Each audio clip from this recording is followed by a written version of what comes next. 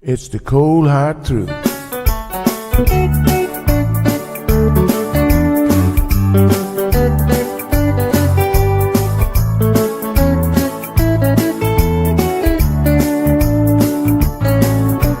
Everyone really want to know what's going on with her show. Just get on the air and you will know it's Sandra. The queen of the mile road is here, helping people from everywhere. Get on the phone and you will hear Sandra. Now she will tell you how it goes, but don't you ever step on her toes, 'cause you will hear the cold hard truth from Sandra. They say she's the hero in town, helping people from all around. You get a call, your money is found, it's Sandra.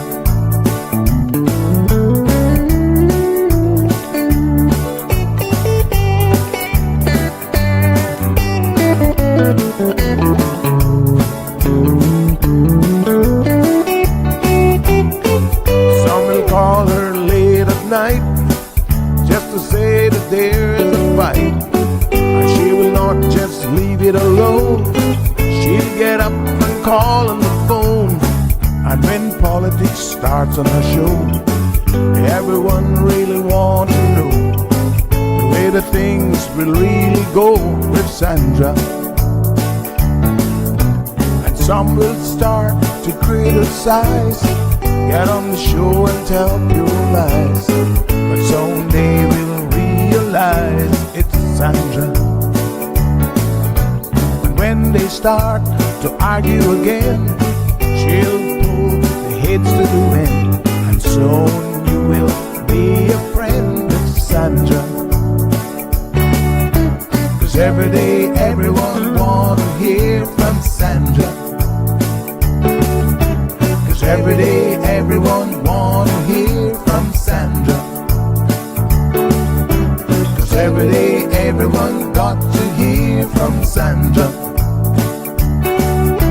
'Cause every day everyone got to hear from Sandra.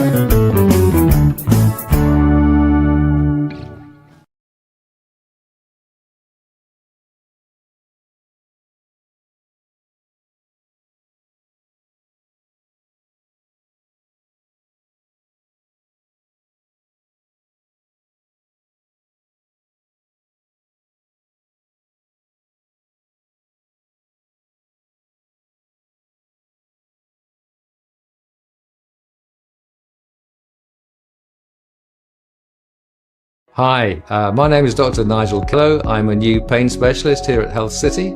I specialise in complex spinal problems, cancer pain, nerve pain, and any otherwise difficult to treat pain. And I look forward to meeting you and helping to treat your patients. Or if you are a patient, I'll be delighted to meet you and help you anytime.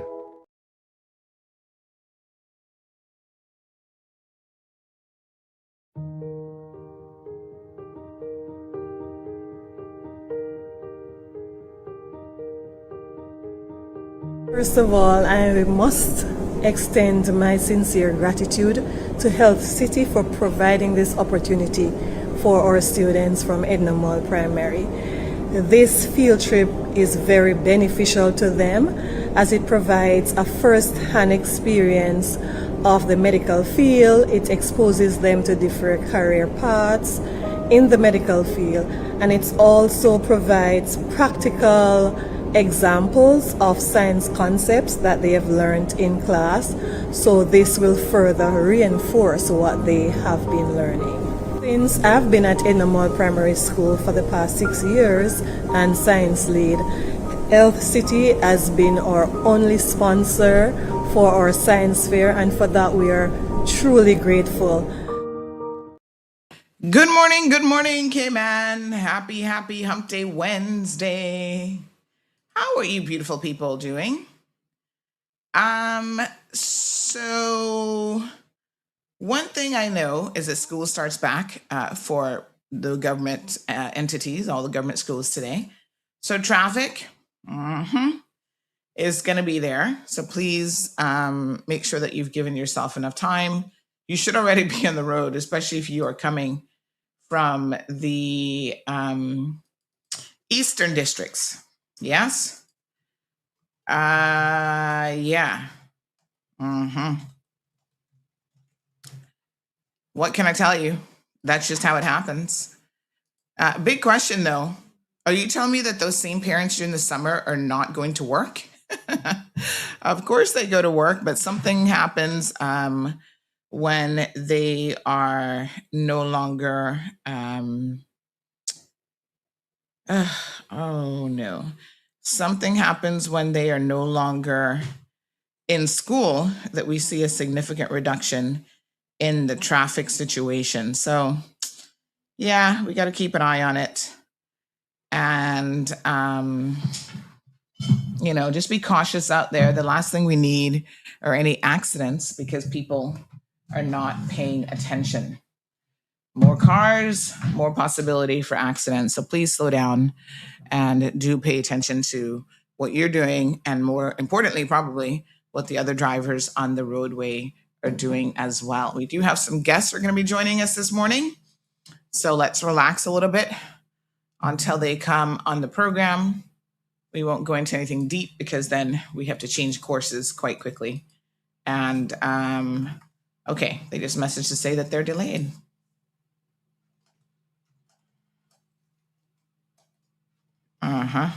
So one of the things that happens when children return to school is within the first couple months, they seem to get sick. You guys know what I'm talking about. Everybody's back together, the germs swirling around with their classmates. And it's just, if you have kids in school, you know what I'm talking about. It happens. And what can you do? Well, you can remind your children, especially the younger ones, but even the older ones need a little bit of a reminder to use good hygiene protocols. Make sure that they're washing their hands often throughout the day. Every time they go to the bathroom, they get a recess break. Don't be all over each other. And I know this one's hard, especially for the younger kids. They're so happy to see each other. They want to be hugging and my apologies. My throat's been a little bit sore this week as well. Nothing else seems to be going on, so I'm going to fight it off, take my little booster vitamins that I've been telling you guys about. That is so good. If you feel a little tickle in your throat, I am telling you that you've got to take this stuff. So yeah. So washing your hands, don't be hugging each other all day, give people personal space. Just those are some of the basics that unfortunately you have to remind children about.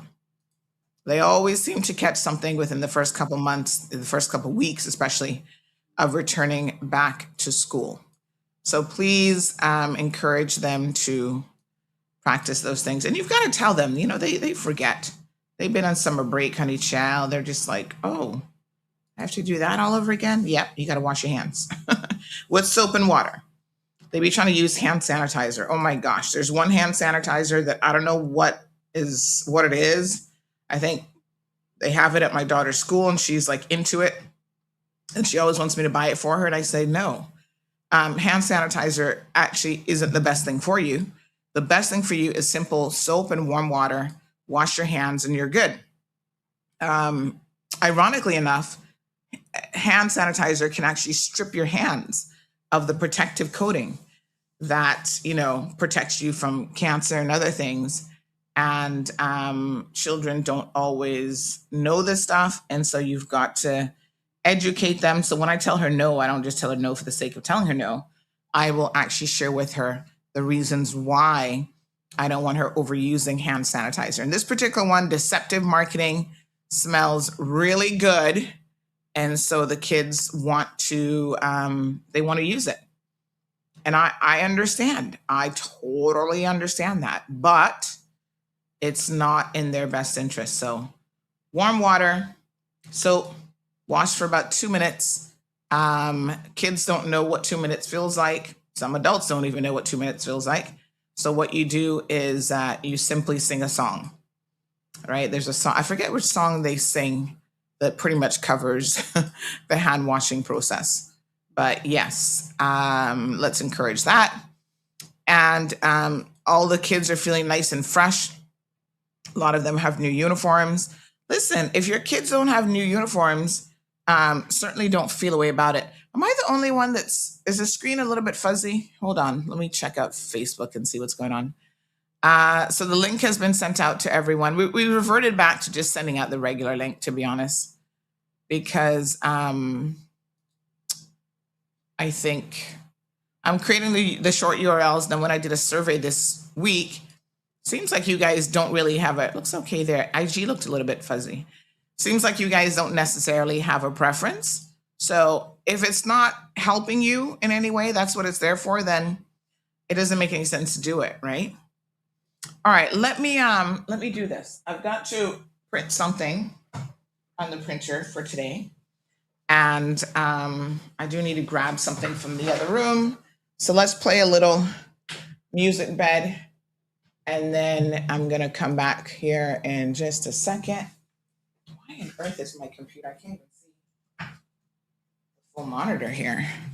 All right, let me just make a little adjustment. This thing is talking about a printing error. I'm gonna have to get myself a new printer soon. Ugh. Not that there's anything wrong with this one. I know that this is related to network connectivity, but anyway,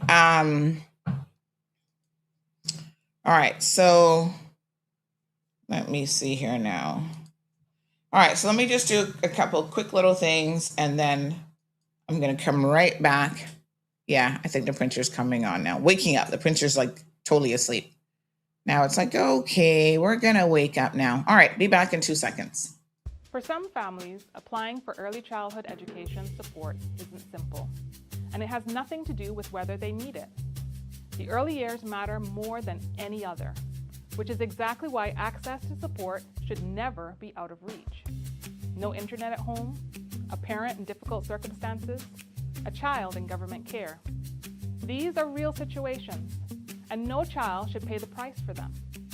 So we've introduced the option for a trusted third party to complete the application on a family's behalf. A relative, a social worker, a pastor, someone the family knows and trusts. The parent remains fully informed. Their consent is required, always. This is about making sure no child misses out simply because the process felt out of reach. If you work with vulnerable families in a school, a church, or other agency, you can now step in. That child deserves their chance, and now you can help make sure that they get it. We talk about equal opportunity. Well, this is what it looks like in practice. A child's start in life should never depend on whether their parent could navigate a form. We've removed that barrier. If you need help applying, or you are in a position to help someone else, use the third-party application option. Visit us at moeapplications.gov.ky and begin the process today.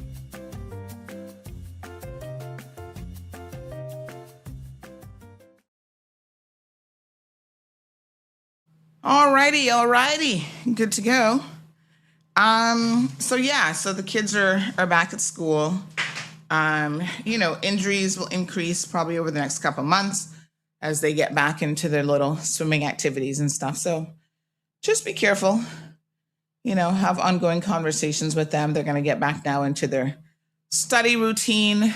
This first week, my daughter has already been having little exams for them to kind of assess where the children are at and how much they may have learned, or not learned, but lost in learning over the summer.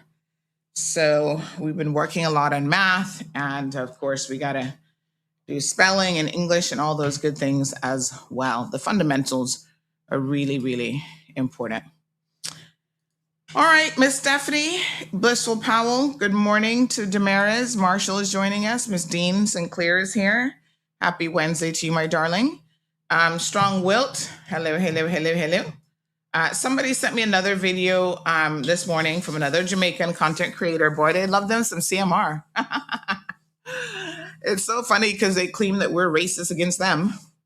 But they sure love to call her name because apparently there is absolutely nothing else going on in the Cayman Islands for Jamaicans to talk about except CMR supposedly being racist, and that's not even the right word, against Jamaicans. They do understand that racism means race, right? And we're all Caribbean people, people of color. So it's it's not impossible for a Black person to be racist, but they're not using the right word. Because I'm pretty sure he's not saying that I'm racist. He's saying that I just don't like Jamaicans, which is ridiculous. Oh my God. It's the same argument repackaged over and over again, and it literally makes zero sense. So he claims that I only report on Jamaicans. And so, he ignores, this is what you call selective reading, because clearly he ignores the Honduran man that we just reported on with bigamy, the Nepalese man that we just reported on for sexual assault. Here's a novel idea. Instead of y'all claiming that people are prejudiced against Jamaicans in this country because of our reporting, which isn't true, how about just staying out of the court? There would literally be nothing to report if you stayed out of court and if you didn't commit crimes. How about that? But once again, let me assure you that some people wouldn't know a fact if it slapped them in the head, right? So we got facts for days. I can show you that this isn't true, that this is ridiculous commentary. Look at this. Home gas worker. Where's she from? Caymanian. I can't remember where these guys were from, the Windsor Park and Georgetown arrest, but they might have been a combination of Jamaicans, Caymanians. Here we have this guy, American. I'm reporting it myself. Carrie, charged over social media posts, Caymanian. Teacher with rape. Yep, he was a Jamaican. This is a U.S. case. Financier, American. Child porn, American. HSA pharmacist. I think he's a Caymanian. I don't even know, to be honest. West Bay man charged in human smuggling, Caymanian. I'm just like, what on earth? Man awaiting sentencing, Caymanian. Two found guilty of conspiracy in East End killing, Caymanians. Pilot gets conditional discharge, Caymanians. Let me try to find more recent stuff. I don't know if I wonder if Renee is not putting them under crime, because that should have more updated stuff. Okay, court cases. Oh, I see. She's doing it under court cases. She's not. Hold on. She's not selecting the subcategory. Bigamy, Honduran. This one here, Caymanian. These two with the case there the other day, Jamaicans. Man convicted in 5 counts of indecent assault. I don't think we are allowed to name him, so I don't know the identity of who he is. Woman flees, Jamaican. Abduction case, Caymanian. Doctor impersonation. Oh yeah, they dropped the charges against him. Where is he from? I think he's from, I'm not sure, but I think he's from, is it one of the Spanish-speaking countries? Cuban, I think, because he doesn't speak much English, right? So that was the issue with him, why he can't pass his exams to become a doctor. So Cuban, suing people, Caymanian. HSM, well, I guess they're a combination. They're suing a Caymanian and they're British owned. Attorney sues, no clue who she is, looks American. Man found guilty for assaulting. This one, I have no clue who he is, might be Jamaican. So if I don't, this is the thing, right? He says that with the cases where they're Jamaicans, we are overly putting up their picture and everything we know about them. we put what's reported in court. And here's the crazy thing. Renee, who writes 99% of the articles that you guys read, is actually a Jamaican. If we don't have a photo, we can't share a photo. So this guy, who is probably Jamaican, I'm just looking at the name, right? But I can't say with 100% certainty. If we don't have a photo of him, we don't have a photo of him. This woman here, Norma Lena Scott Padilla, we don't have a picture of her, so we can't post it up. Look, life in prison, K-Mannion. We have his picture. We know his information, and we put it up. So this content creator is claiming that we only put up pictures of Jamaicans and we tell all of their life story and everything when they're in court, that it is just so far from the truth that it's not even funny. It really, really is ridiculous. You know, K-Mannions. So once again, here's another one. Sentenced to 6.5 years for sexual abuse of a young girl, K-Mannion. Repeat sexual offender, Rodney Ebanks, K-Mannion. The crazy thing about these assertions is we would know less about the Jamaicans than we would about the K-Mannions. So it doesn't even make any logical sense that we would spend more time talking about the business of the Jamaicans because we simply don't know it. Barbara says, don't even waste your breath. I know, it is just ridiculous.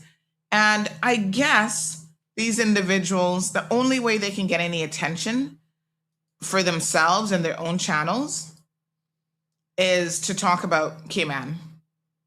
And obviously, Cayman Mall Road is the most important thing that's happening in the Cayman Islands. Morning, Miss Jan from Tampa. Some good news coming out of that group.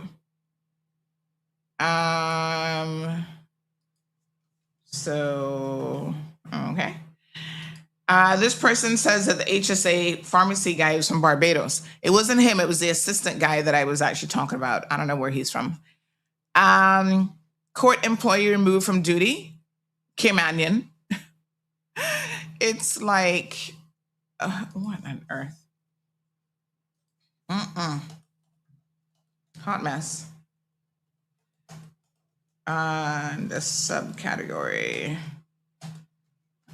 Okay. Anyway, they'll be fine. Like Miss Brenda said, they'll be fine. We report on what happens. If y'all don't want to be reported on, stay out of the news. It's as simple as that. Okay? Very, very simple. I'm just checking to see for guests already. And then we're going to bring them into the studio. Honey child, everybody else doing good?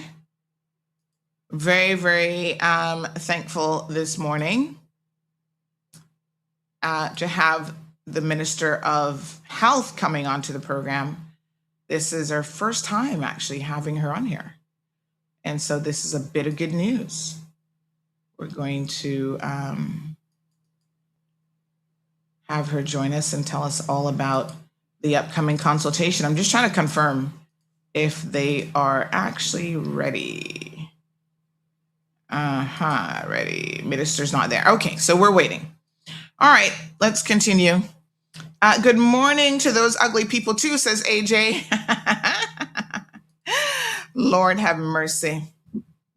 Beauty is in the eye of the beholder, AJ. We can't call people ugly. So, you know what's ugly though? That barracuda. Aw, I told you yesterday that they caught him. I told you all that. You heard it here first on CMR. Yeah, they caught him. Well, let me put it this way. They caught a barracuda who was hanging out in the area. Is he the only one that was there? Maybe that's how they know it's him. So the Department of Environment issued a statement yesterday. Thank you so much. After he cut off somebody's toe and cut someone the week before. I have absolutely no issue with this. It is what it is. Yes, he's not the only barracuda in the ocean, obviously. You guys are like, well, do you think he's the only barracuda? Nobody said that. But if he is exhibiting this kind of predatory behavior, which, by the way, I understand that is not normal for them to be trying to attack humans. And so maybe there was a little something going on with him. Like, I don't know. There's some backstory there that somebody should make into a movie. You know, human being upset him. Maybe they stole his mama or something. And he is now seeking revenge. I have no clue. But anyway, at the end of the day, he has been killed. They suspect that he is the aggressive barracuda. And they removed him yesterday morning at 6:30 a.m. So I don't know if he's going to end up in somebody's pot today or how that's going to work. But you guys saw the picture of him. He's a good, they're pretty long, you know. I'm trying to look at the measuring tape. What does it say? I can't quite make it out, but they're very long fish. They're skinnier than most, but they're long. And those teeth are super sharp, obviously. Took off somebody's toe. Oh my God. So I understand that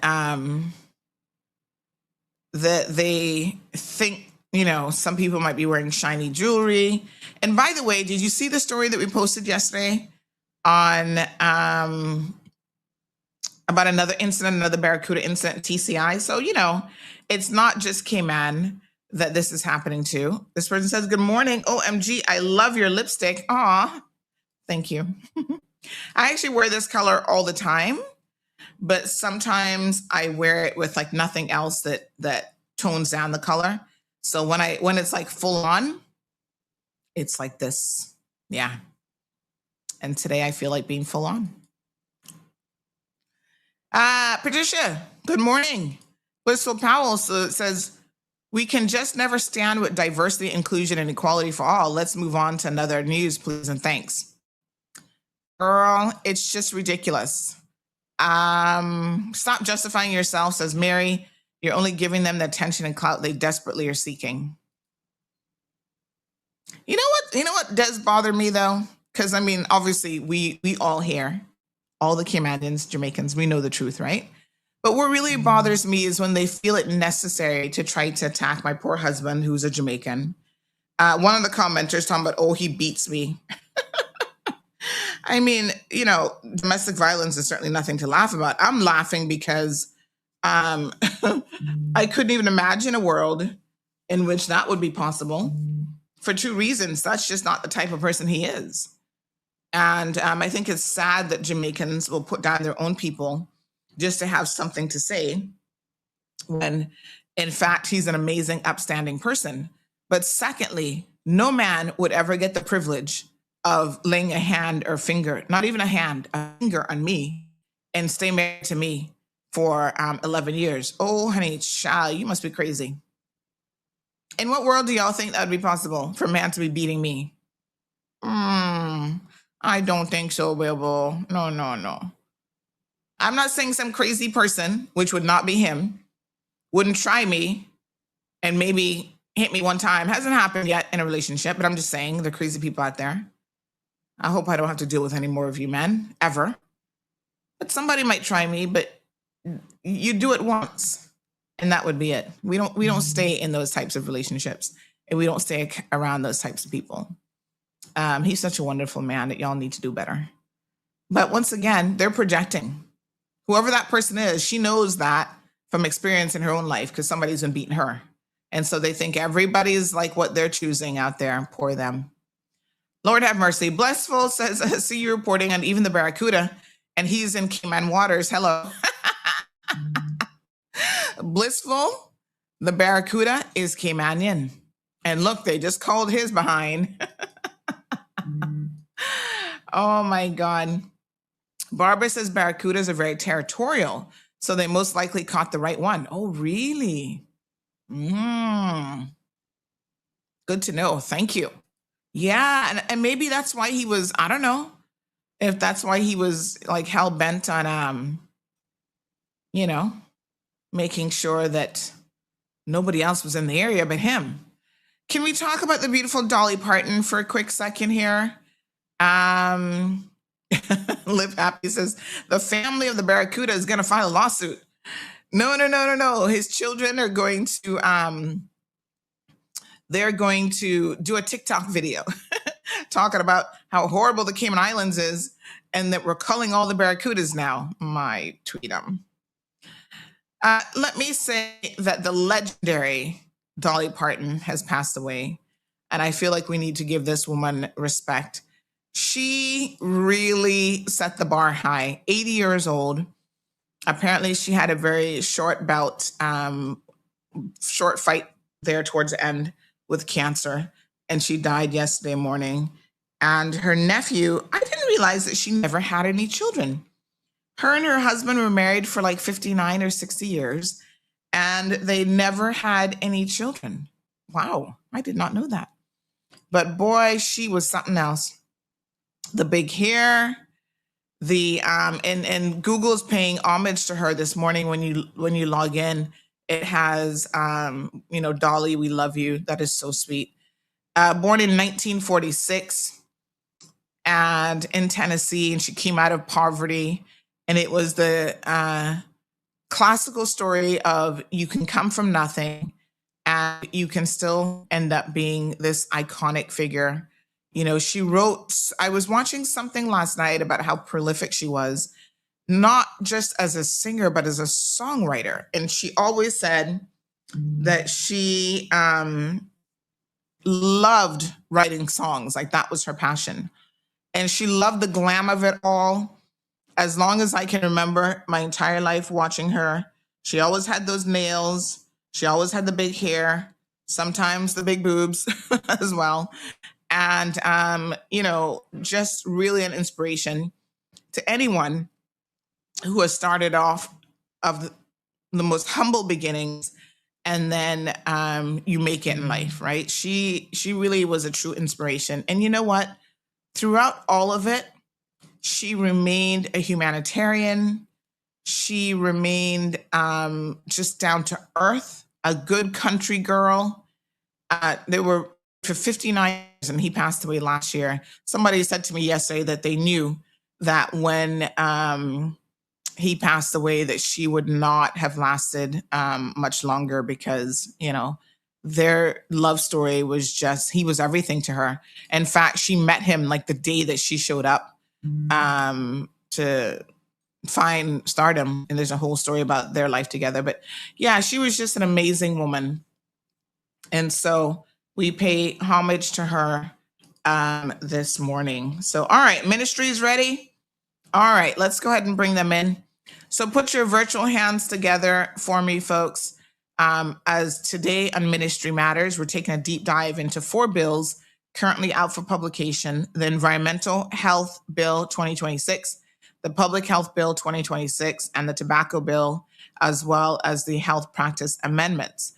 These 4 pieces of legislation could reshape everything from how we manage waste and food safety to how we handle disease surveillance to whether disposable vapes stay on store shelves. So please join me in welcoming the Honorable Catherine Ebanks-Wilks, Minister of Health, Environment, and Sustainability. Dr. Mark, let me get this right now. Is it Paramail? Might have that one corrected. Deputy Chief Medical Officer, Mr. Richard Sims, and Director of the Department of Environmental Health, Mrs. Lauren Staten, Senior Policy Advisor at the Ministry. Jones. Good morning. Good morning. Hello. Good morning. Good morning. Is the minister with us? No, Sandra, apologies from the minister this morning. She won't be in with us this morning, but. Okay. All right. When they said we were ready, I didn't see that they didn't say she wasn't joining us. All right. No worries. And Sandy, good morning. Hi, I just wanted to offer a correction. My name is Stainton, and I am a Senior Policy Advisor from the Ministry. Oh, yes. Good morning. Good morning. Good morning. Thank you so much for joining us. All right, folks. So thank you so much. Let's go ahead and go through the different pieces of legislation. So really, the consultation period is open, and we're encouraging people to get involved in sharing their thoughts on these amendments. So let us start out first, if we can, with the question, why? Why are these particular bills now being amended? Well, thank you so much. Just good morning to you and to all your listeners. Thanks for having us, Sandy. The government and our Minister, Honourable Catherine Ebanks-Wilks, is looking at the range of different legislation that we have. So our ministry is not just health, it's also environment, it's also sustainability. So we have quite a big ministry. And I think our ministry is one of the largest in terms of the amount of legislation that we have underneath it. So she's instructed us to do a full review, but she's identified the bills that you just mentioned, so the Environmental Health Bill, the Public Health Bill, the Health Practice Bill and the Tobacco Amendment Bill as kind of the four that she really wants to get over the line and take to Parliament this September. So that's why we're doing it. And she's really interested in reforming the legislation. So a lot of it hasn't been changed for some time. So we'll go through it this morning with you, but there are quite a few amendments that she's seeking to bring next month. Right. Okay. All right. So, and to be fair, some of these pieces of legislation have not been amended in quite some time. And then there's some obvious gaps that exist, right? That no doubt need to be looked at. So let's have a look then at what will the Environmental Health Bill actually do. So can we go through this particular one with a view to what some of the more important changes will be? Yes, Sandy, I'll take that one. Well, currently, the Department of Environmental Health, we operate under the current Public Health Act. And one of the main changes here is that we will be creating our own act, the Environmental Health Act. So even though the Public Health Act is pretty much the foundation for us, right? We see where there are overlaps with especially the role of the Director of Environmental Health, the Chief Medical Officer, and the Medical Officer for Health. There's quite a little bit overlap in our responsibilities under the Act. So we saw it fit to strip out a lot of the responsibility within the Act to form our own. And so some of the key areas of impact for us will be the food and hygiene. As you all know, we're responsible for food and hygiene. The bill strengthens our ability to regulate food establishments and industries, ensuring higher standards and food safety, right? This is an area where the Public Health Act has been less prescriptive, right? And the new bill will allow DEH to better protect public health in that respect. There are also areas in relation to harmful trades. For the first time, the bill provides a robust power to address potential harmful trades. And we're going to reword that, change the harmful trade aspect, because that's some of the feedback we got when we mentioned harmful trade. Wasn't too receptive. And based on the type of trades that we're considered to be harmful, persons in those fields, took a little bit of offense. So we're looking to find a better terminology for that. But those are trades such as cosmetology, hairdressing, barbering, tattoos, and body piercings and stuff like that, right? So this addresses the regulatory gaps that are currently exist and will improve the safety in those areas, because we want to make sure we hold people responsible for, if you cause harm or injury to persons while doing those trades, somebody has to hold you accountable for that, right? And we want people to be, professional and trained in their respective areas. Also, under the Public Health, the Environmental Health Act, because currently, as you might appreciate, some people would say that we're not doing our jobs quickly or fast enough in terms of prosecutions, right? So what this act also does for us is give us the ability to impose administrative fines and stuff like that. So the major advantage of this bill is to introduce fixed penalties, and so this will significantly expedite the enforcement processes, allow us to address infractions more efficiently without resorting to lengthy prosecutions. Because these things take time. And Yes. whenever we get cases and complaints, people say, "Oh, how come you're not prosecuting this person, that person?"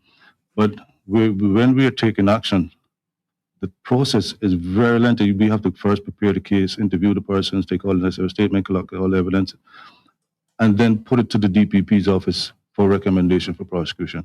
Now, I've always often say, look, we are competing against other law enforcement agencies such as police, CBC, and others, right? We're all pushing files to the DPP's office, and so the challenge would be, whose case get priority? Because watching your news earlier, where you mentioned a few cases that are having outcomes at the court. Right. No, so the DPP has to consider, well, do I push all of these priority cases versus a later charge, right? And so, our prosecution tends to take long because we have to compete in that respect. But now with the ability to implement fixed penalties, it will then move our process much smoother and quicker, all right, so we can have better results. Yes. And I mean, these are some really important components, as you mentioned: cleaner water, cleaner air, safe food for everyone, protecting your health and safety overall with air, noise, pollution, waste, and other environmental hazards. So once again, this is key to a better quality of life and even longevity, because we know that all of these things impact how people in the community, live longer, better lives. Quite fair, quite honestly. So Absolutely. fair and consistent enforcement.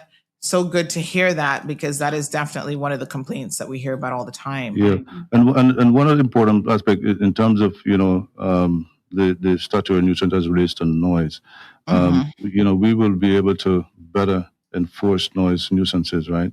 Because one of the biggest challenges that we have at this moment is the way how the town and communities are refer to how we address noise nuisances. Yes. There's no set decimal meter level in it. It only speaks to, noise can be addressed by either us, the environment health officers, or the police, but there's no decibel level prescribed, so it's hard to enforce. But now, with this new bill, we'll be able to address those more efficiently and effectively, and move along with those sort of noise nuisances. So it enables us, it gives us more power to deal with those.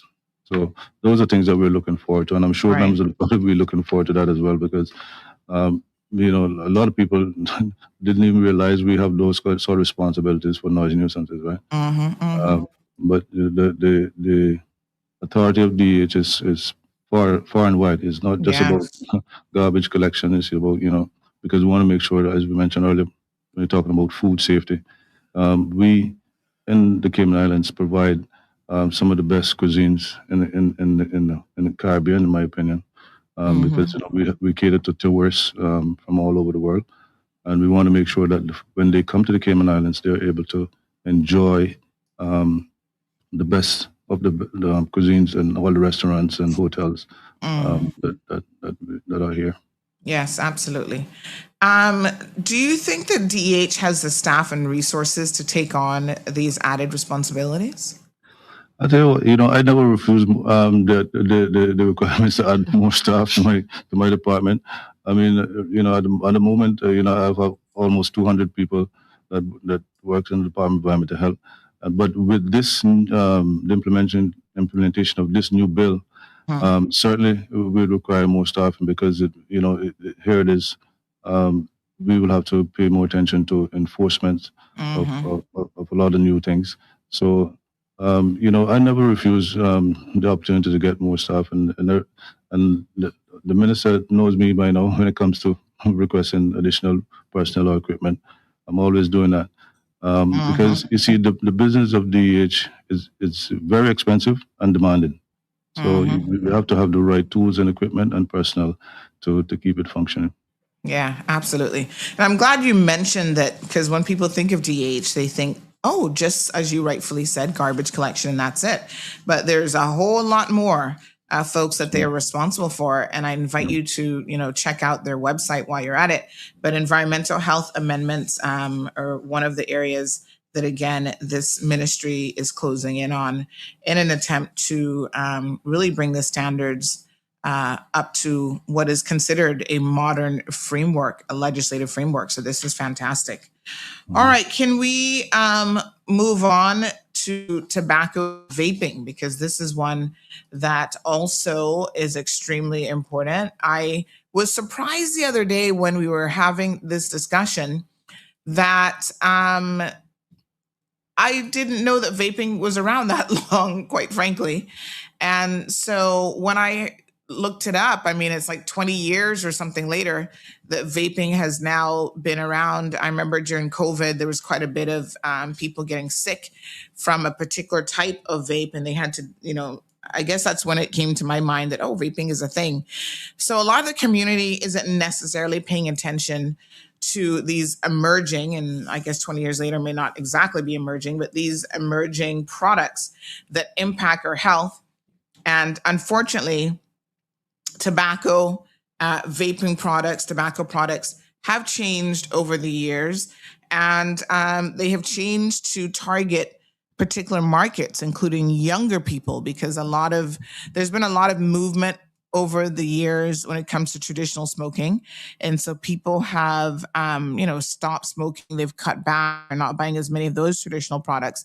And so the industry that, is worth, I'm sure, billions, continues to innovate and to push new products out there and to market them in a very different way to try to attract a younger, newer set of consumers. So let's talk about the proposed tobacco legislation. Again, what are the anticipated outcomes of modernizing the legislation? I'll start a little bit with that. So I think the first thing to really acknowledge is this is not something that is unique to Cayman in terms of looking at tobacco and vaping. So there's a law in the UK and there's a law also in Canada that deals with pretty much the same sort of concept. So I think that's really important to know that we have not had a trail that we can't follow. So there's established groundwork that we have access to see how the law can work, and we can see the importance of putting this in place and the health benefits that's associated with it. But our law goes a little bit further because it's unique to us. So it's built on local evidence. So the bill is justified by, a survey that was done on Cayman's student population and the local mystery shopping, and it did product testing work. So it's not merely borrowed from the data that we've had access to abroad. So even though these laws occur in other jurisdictions, this law here is actually based on our own needs. So that makes, I think, an important point. The second thing, it targets the right sort of age group. So it's youth initiation that we're looking at. And, you can kind of think about, if you ever go to look at some of the things that are advertised, the flavors that they're sort of pitching are really deemed primarily at younger users, like bubblegum flavor or, grape or that sort of thing. And the other thing is, we don't even it gives us a sense of some sort of standardization, knowing actually what's in the product. So in a lot of cases, people have no idea what's actually on the shelf. So it's very useful to have a piece of legislation that outlines these things in a systematic manner. So it identifies genuine drivers of the problem, and it also is able to sort of target it. And I'll let Lauren go on a little bit about the environmental aspect of the bill and how it's a very good law that we have sort of drafted with regards to the way it uses certificates to make written representations as well. Thank you, Dr. Mark. Sorry, before I do, Yeah. I have to give my apologies. I do have a meeting that I have to dip out for, so my apologies if I leave a little bit earlier. And but thank you for the Yes. opportunity. No Sorry. problem. Thank you so much. Sandy, you're right in saying that, when we look at vaping, actually it's been around for quite some time, and I don't think that I realised it had either. But if we look at our current Tobacco Act, it's from 2008, so it's nearly 20 years old. So I think when that was initially written, I don't think the policy team really understood the impact that vapes could have on the community. And you're right, vapes are completely not captured under that legislation. Actually, other nicotine products are not captured under that legislation. So it really looks at, when you look at the definition of tobacco, it's really about the plant, it's about the leaf, it's about the extract. So that's the way that the drafters or the legislative drafters were looking at capturing tobacco, and that was obviously in cigarettes and cigars. But if we look at the way the market has changed, if we look at the way that manufacturers are completely evading different definitions in legislation from different jurisdictions, as Dr. Mark said, it's not just Cayman, then that is how, these products are getting through. They're getting into the community. They're getting to young people. We see them in schools, which is really problematic. We've got some really excellent local information from the National Drug Council. So a big shout out to them for actually going and collecting this information from young people. And thank you to the young people themselves for being honest and offering this information. But the vape, so we're looking to ban all vapes and nicotine products for minors, so under 18. So you will not be able to go to a gas station to buy. In terms of the way that they're displayed, we would expect the way the cigarettes are not displayed. So we would expect that of vapes and other nicotine products. So we're bringing these pieces of legislation in line with the way that the tobacco is already regulated. So there's not, it's not a huge difference in the way it's regulated, but the impact we're looking to make, as Dr. Mark said, is really on the young people and their health and their well-being, because it's not only impacting on public health and their individual health, it's looking at their relationships with peers. What were you like before you started using nicotine, and now you're addicted and it becomes a habit? What is your behavior like? What are your personal relationships like? What is your mental health like? What is your educational attainment like? So I think it's, we're obviously thinking at it in terms of health, but it's so much broader than that. And so we've done some really good stakeholder engagement with different colleagues right across government. And actually we've done some town halls where we've spoken to the public before. We went over to Brack and Little as well. So we've really gone out there and tried to talk to as many people as possible. And I'd have to say that the amendments we're trying to bring with this legislation are overwhelmingly positive. On the environmental aspect of it, so we're looking to ban disposable vape. So the refillable, kind of more sustainable vaping option will still be available and still be on the market. But the disposable vapes are the ones that we know young people are buying these at a greater rate or using them at a greater rate than these refillable ones. We've got evidence from the Department of Education and the police who have their community officers in the schools. So we know that children are using disposable vapes, and I suppose they're a cheaper option.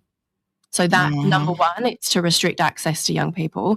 And number two, it's to look at, they're going, so Director Sims is seeing these, disposable vapes coming to landfill. They've got lithium-ion batteries in them. They're combustible. That leads to smouldering, potentially even dump fires. So if we can look at reducing the environmental impact of these disposable vapes, then that's definitely something the government is looking to do and hoping to bring that amendment in September. Yes. Excellent. Well, Jessie's here for it. She says this is needed from a long time. Glad that they're putting this in place. So thank you very, very much. So stronger enforcement, greater accountability. So authorities will have the tools to enforce the law and hold offenders accountable. Clear rules for businesses. Again, if they are retailing in these products, they need to understand what the rules are. So that will be good. Reduces overlap with other substances and risky behavior, which, as you can hear, Ms. Lauren was just speaking about there, and improves public health, lowers the risk of nicotine addiction and long-term health problems. And to be clear, there was a point in time when these products were being marketed as a substitution for people who were trying to quit smoking. And it was almost like this is going to be your method of getting there. And we now know that that isn't true, that these are just as addictive, if not more addictive than traditional cigarette products, because you feel like you can use them anywhere, in private, around your children. Some of them give off, they're not, they're odorless. They're much more discreet. I see people using them in places that I think, wow, that is not an appropriate place to be using a vape. And so the addiction, I think, is obviously not any less.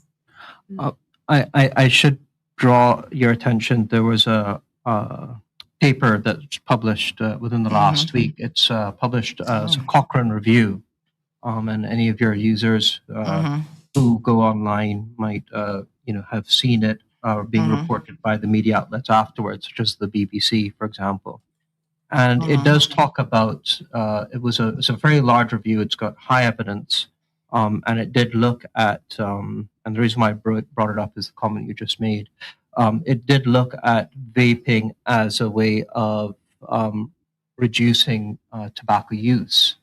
So I want to put it in perspective that the Cochrane review, though it's very good, high quality evidence, it's looking at a different thing as compared to what this bill is trying to address. Right.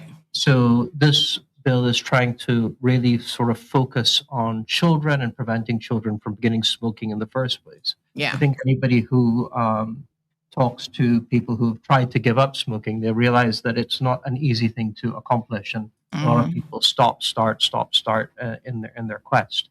So the Cochrane, just to put that study in perspective, just in case any of your listeners or viewers are going to look at it, the Cochrane study looked at adults who were using regulated nicotine products, which our bill is trying to develop a framework in which we're looking at nicotine regulated products. And it was also looking at people who are trying to stop smoking. And our bill is actually trying to prevent people from starting using nicotine in the first place.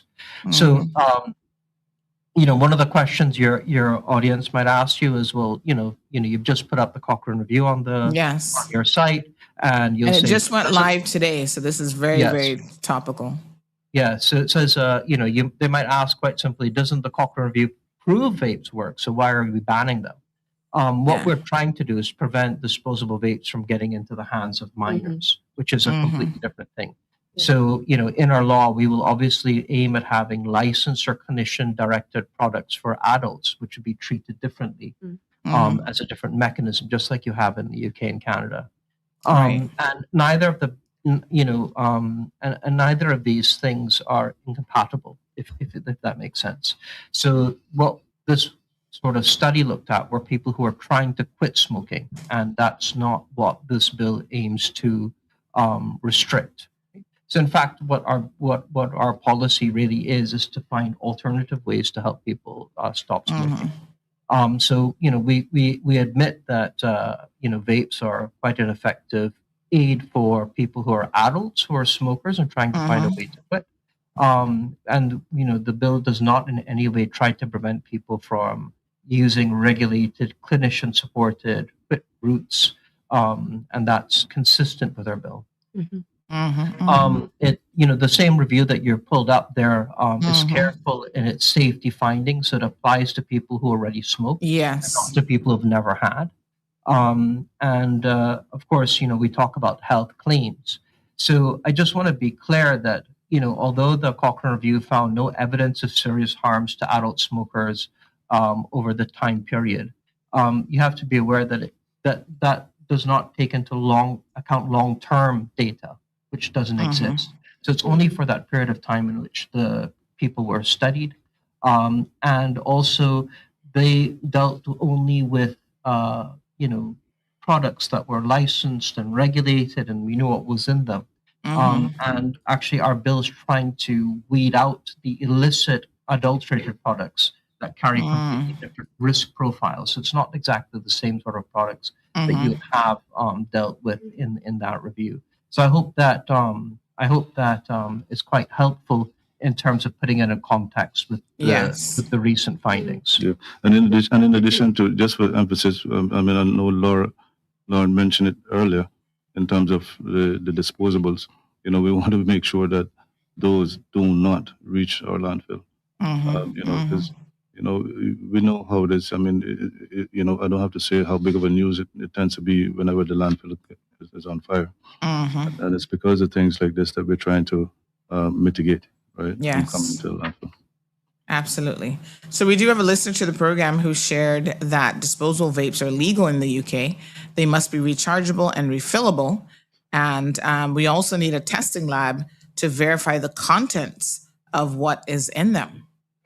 Actually, Sandy, just on that, on the testing, so the ministry, in conjunction with the Health Services Authority and I think it was the police, we looked at the contents of vapes. And so even though vapes were kind of branded as non-nicotine containing, when we looked at what the contents were in these cartridges of the pods, we did find traces of nicotine.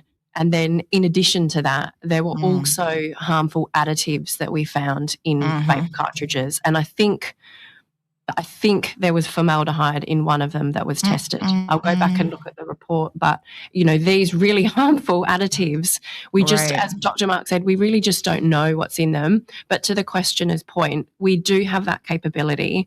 And I was in a meeting just with the Ministry and Department of Education yesterday, and there is some interest there in looking at working with police colleagues and the ministry, our ministry, to look at vapes that are confiscated from young people in a school environment, what's in them. So we know that a lot of young people are using nicotine in them. We also know that, as your slide shows, young people are also experimenting with using marijuana in these vapes. So it's not just nicotine products, they're using other kind of illicit substances. So also to Dr. Mark's point, we're seeing vapes kind of as that initiation pathway for young people. It's not being used necessarily as a step down from traditional smoking in the context of young people. They're using it as, for a better word, a kind of a gateway into other substance use. So that is of concern. But we do have the testing capability on Ireland, and we are in active conversations with colleagues around what we do to progress that. So thanks for that question. Good. Yeah. It's very good to know. Thank you so much. All right, fantastic. So we do have some comments coming in. So let's turn to a few of those before we then get on to the health practice legislation. Let's just thank you so much. John LaRue wants to know who is the lady that's speaking. Her name is Miss Lauren. Miss Lauren, help me with the last name. Is it Staten? Stainton, yes, that's right. Stainton. And she's a senior policy advisor for the ministry. Miss Lucille, good morning. Thank you for joining us from the UK. She's tuned in. Anthony is saying that, if you've ever visited certain, gas stations, Savannah, Red Bay, one looks like a full-bloom smoke shop, and one looks like a full-blown liquor warehouse, and they really need to do something with the display and distribution of tobacco and alcohol products. So very, very interesting in how it is being marketed. Will these legislative changes address some of that as it relates to tobacco products? Yeah, I mean, absolutely. The same way that the tobacco products are regulated in terms of, you shouldn't be able to display them. You shouldn't be selling to a minor. You should have the right importation, agreements and licenses. So the exact same framework will apply with vaping and other nicotine products.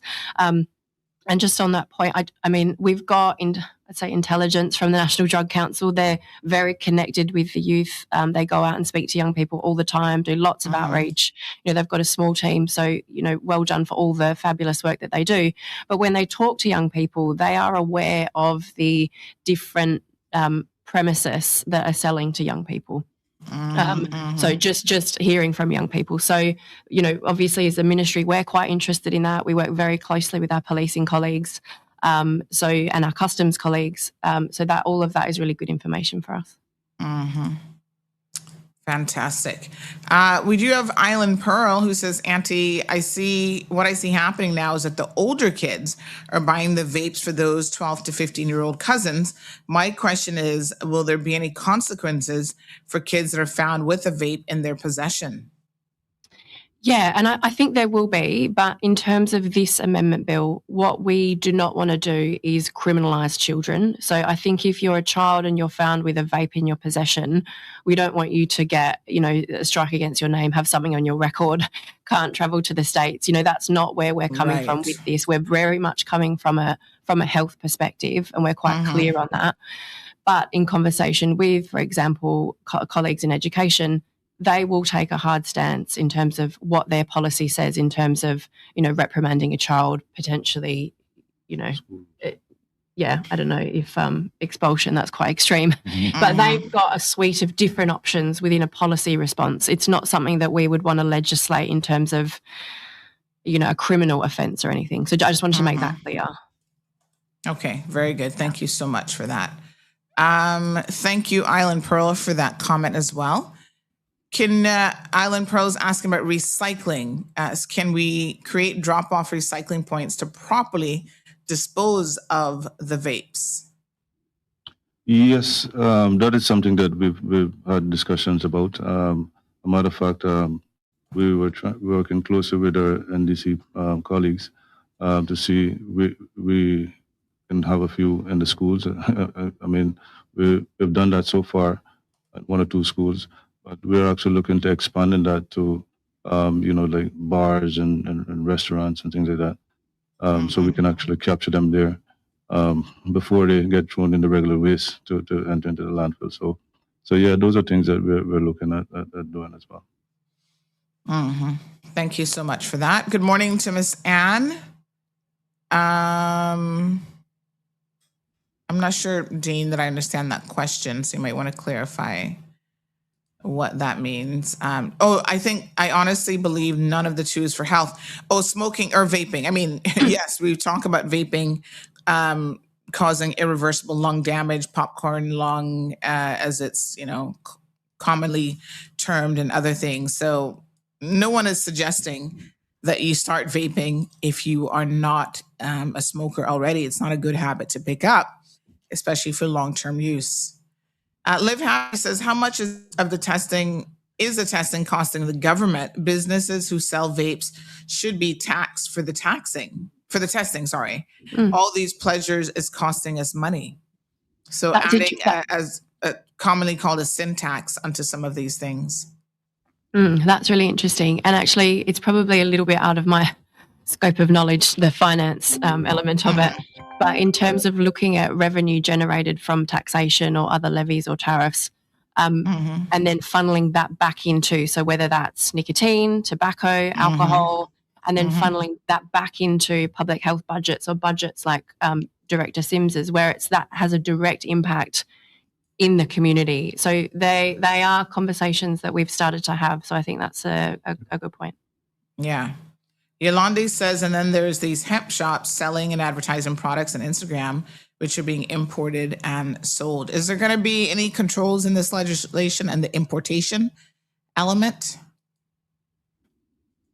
Well, yeah, in terms of because if we're looking at banning the disposable vapes, yes, we have to look at the importation side of those. So yeah, obviously we'll be working closely with the CBC to make sure those are restricted when imported. All right. We do have a caller in the line. Good morning, caller. Welcome to the program.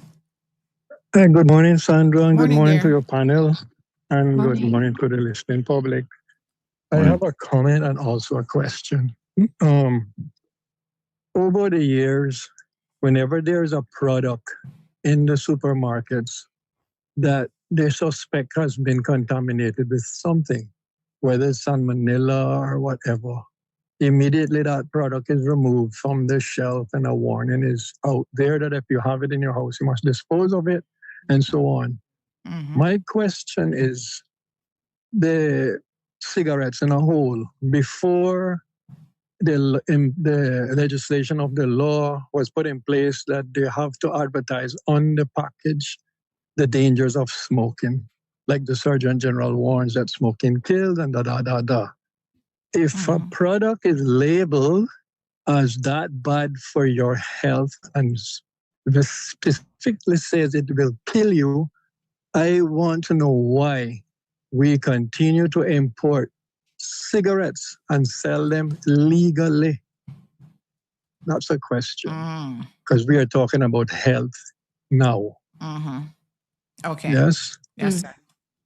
Thank you. Thank you so much. Really appreciate it. Thank you. Thank you for the opportunity. Bye.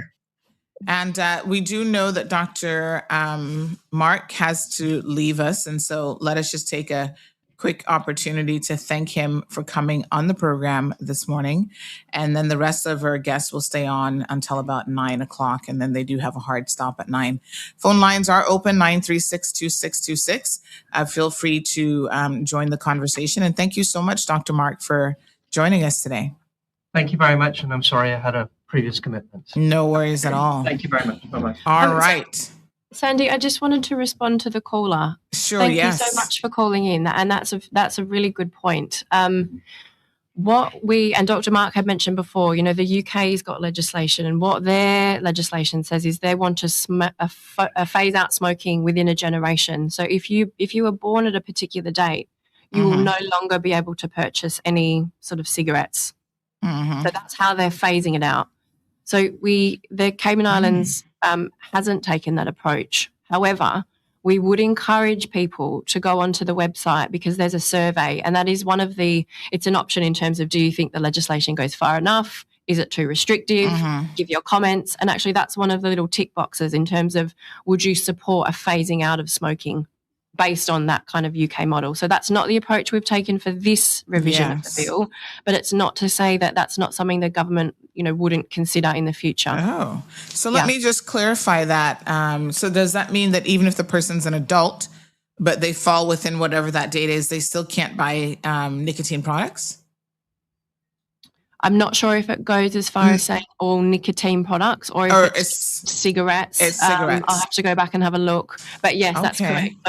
So a child who is, for example, like 5 years old now, by the time they reach 18, they will no longer be able to purchase these products. So that's the way that they've kind of addressed it. It's not a hard cold turkey stop, but it's preparing people for the realization that at a point in time, that generation will no longer be able to access cigarettes. And there's so much evidence to say that it's really harmful for your health. I don't want to say the government is going to do it. Please don't misunderstand what I'm saying. But what I'm saying is that if that is something that the public feels strongly about, we would encourage you to get back to us and share those thoughts. We would really encourage that.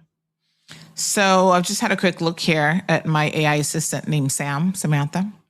And the UK's generational smoking ban, which was enacted under the Tobacco and Vapes Act, prohibits the commercial sale of tobacco products to anyone born on or after January the 1st, 2009.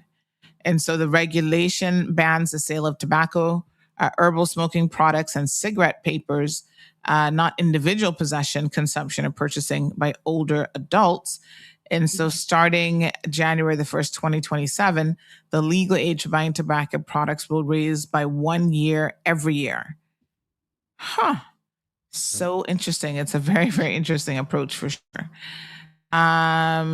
Yes. Well, there you go. Very interesting.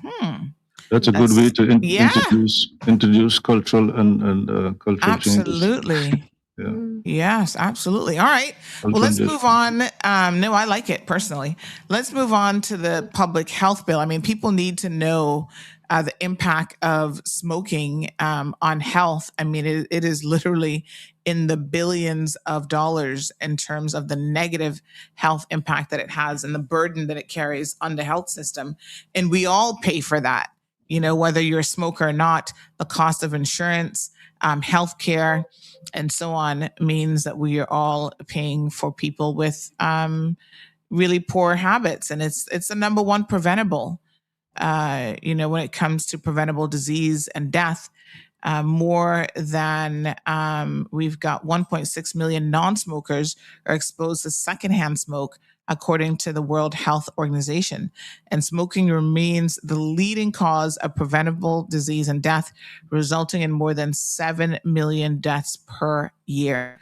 So it isn't something that just impacts smokers. I know a lot of times they think we're picking on them or, you know, they're offended by it, but this is something that impacts all of us, all of the quality of our lives. In fact, just over the weekend, I was having a little birthday dinner, catch up with the family, and we had some friends joining us.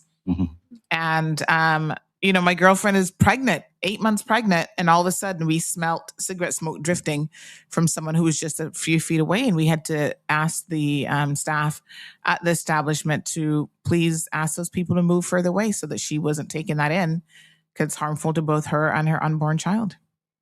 All right, let's move on, folks, to public health bill. And what are we looking at in terms of this one? So at the moment, we do have a Public Health Act, as Director Sims had mentioned, and the Public Health Act contains provisions both for public health and for environmental health. So we're taking the environmental health provisions out to put them in a separate act, and then we will strengthen the Public Health Act.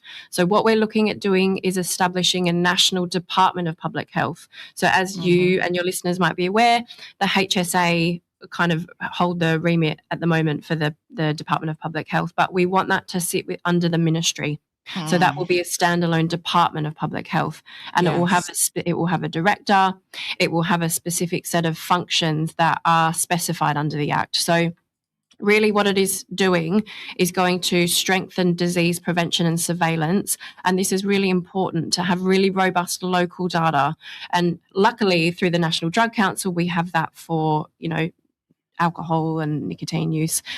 We do have that in part, and I have to say the HSA do a good job at that, but we really want to look at strengthening what's already happening. So that will be really key, so we can have local data to understand, what are the numbers of hypertension in the community? How are people managing their diabetes?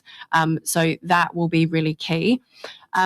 Creating a clear legal framework for preventative programs and emergency preparedness. So really learning lessons from COVID and looking at in terms of outbreaks, disease surveillance, convening an emergency committee to deal with matters that come to its attention that need urgent response.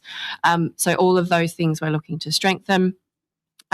Collection and analysis of population health data, so then we can compare it with our partners in the region and our international partners to kind of see how we're going.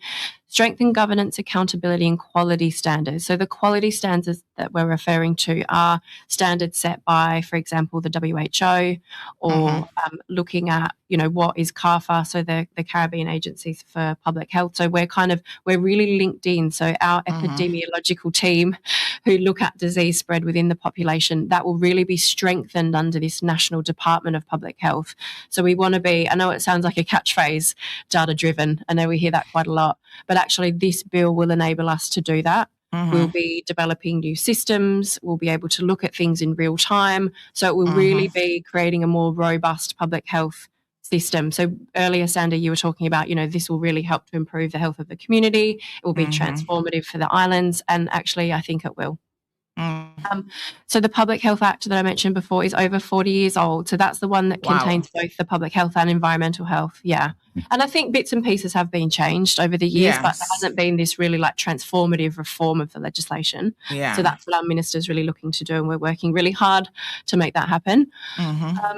The current law does not adequately provide for, and I want to say adequately because it does provide for them, but we want to strengthen it, as I mentioned before. So I won't revisit what you've got on the screen. And look at emerging health trends. So things like, new viruses that we might see in kind of different jurisdictions, being quite alert to that. Looking at emerging health trends and health needs. And in the schedule, we'll have a list of all the notifiable diseases and infectious agents as well. And then what does that... Oh, sorry. No, go ahead. No.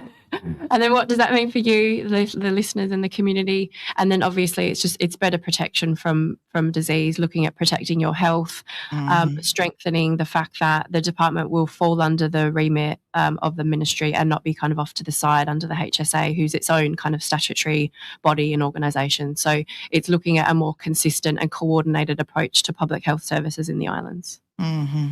Fantastic. All right, folks. So lots going on in the ministry. We want for you to definitely get involved. We're going to remind you here in just a second about the consultative dates, one this evening where you can go to West Bay. Mr. Amelia says, great topic, even though you have some people that will say that they want to control people's lives and don't see it as there's a grave concern regarding your health, wellness, and care for the people. Sand Castle says, good morning. Why ban disposables rather than ban all vapes completely? Same with cigarettes.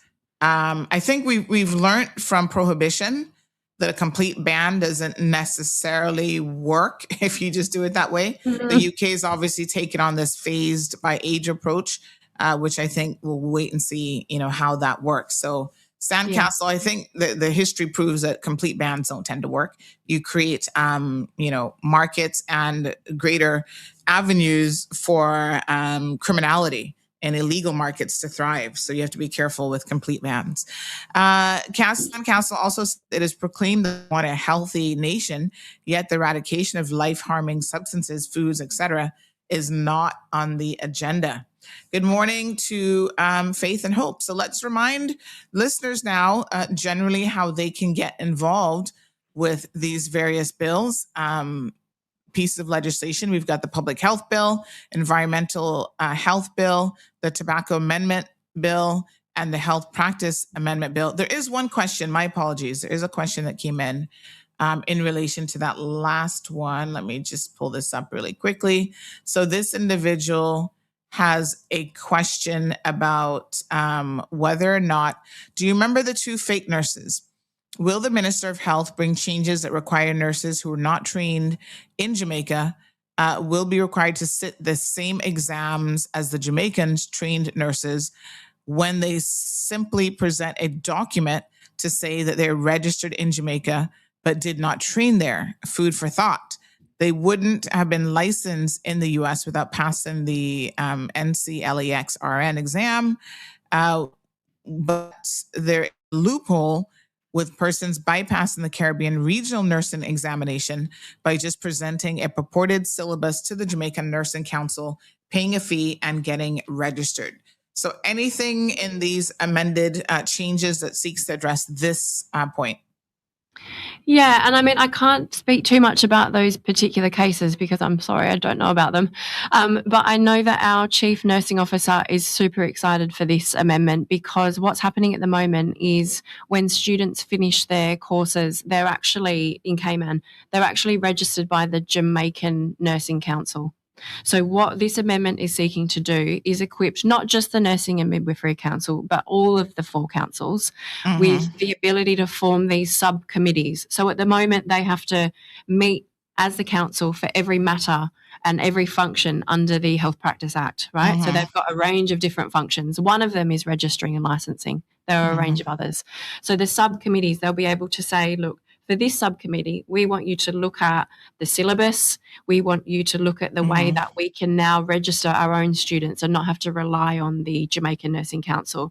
But we did want to say thank you to the Jamaican Nursing Council for filling that gap for us. But now we're ready to stand on our own 2 feet and do that. So yes, I think in part it will address that, but I don't know about those particular cases. And I just wanted to quickly, there was a comment about the food safety that I just wanted to quickly revisit.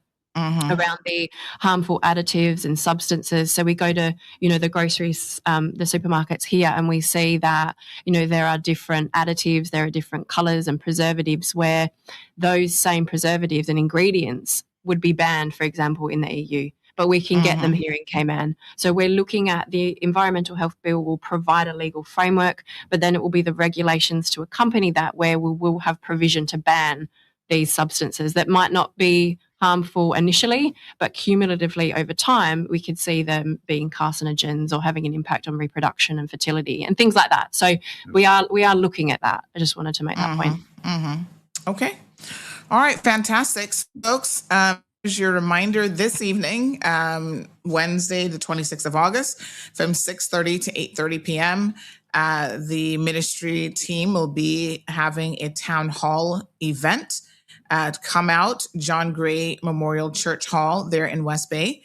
And then tomorrow evening, August the 27th, same time frame, starting at 6:30 p.m. Please arrive on time.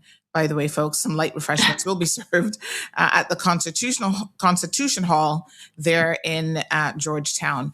And you can send your feedback to the ministry directly at publicconsultation.gov.ky is the website. You can go there and check out and get more information if you need to, or email MOH, that's Ministry of Health, feedback@gov.ky. I noticed the Y is missing, but I'm assuming it's supposed to be .ky. Oh, yes. Thank you, on that one? Sandy. Yeah. Okay. No worries.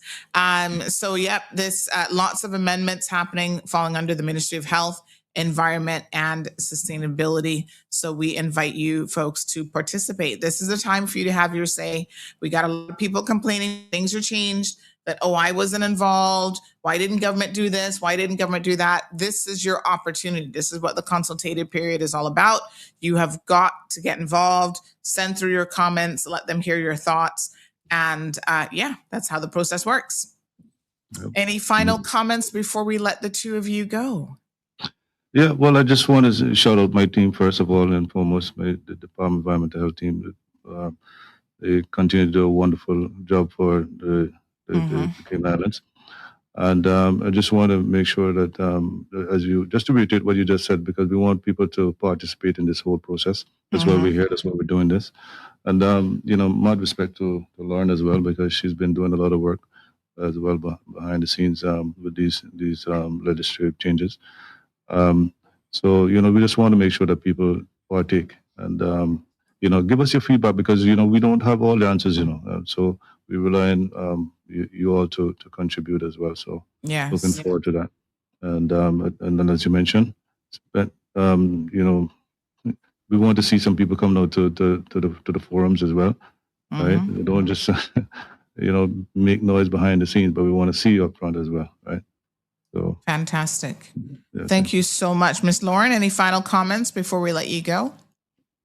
No, just thanks so much for having us on, Sandy, and thanks for everyone for your engagement and all your questions and comments. They're really helpful. And yeah, thanks for having us on.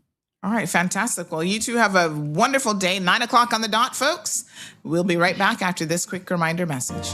As Minister for Health, Environment and Sustainability, I'd like to personally invite you to join me at one of our upcoming public town hall meetings. We're discussing proposed changes to legislation covering environmental health, tobacco and vaping, public health, health practice, and I want to hear from you. Whether you have questions, concerns, or ideas to share, these meetings are an opportunity for open conversation about issues that affect us all. Join us at 6:30 p.m. on Wednesday, the 26th of August at the John Gray Memorial Church Hall in Westby, or at 6:30 p.m. on Thursday, the 27th of August at Constitution Hall in Georgetown. Come out, meet your neighbors, share your perspective, and be a part of shaping the future of health in our islands. Light refreshments will be available, and I look forward to seeing you there.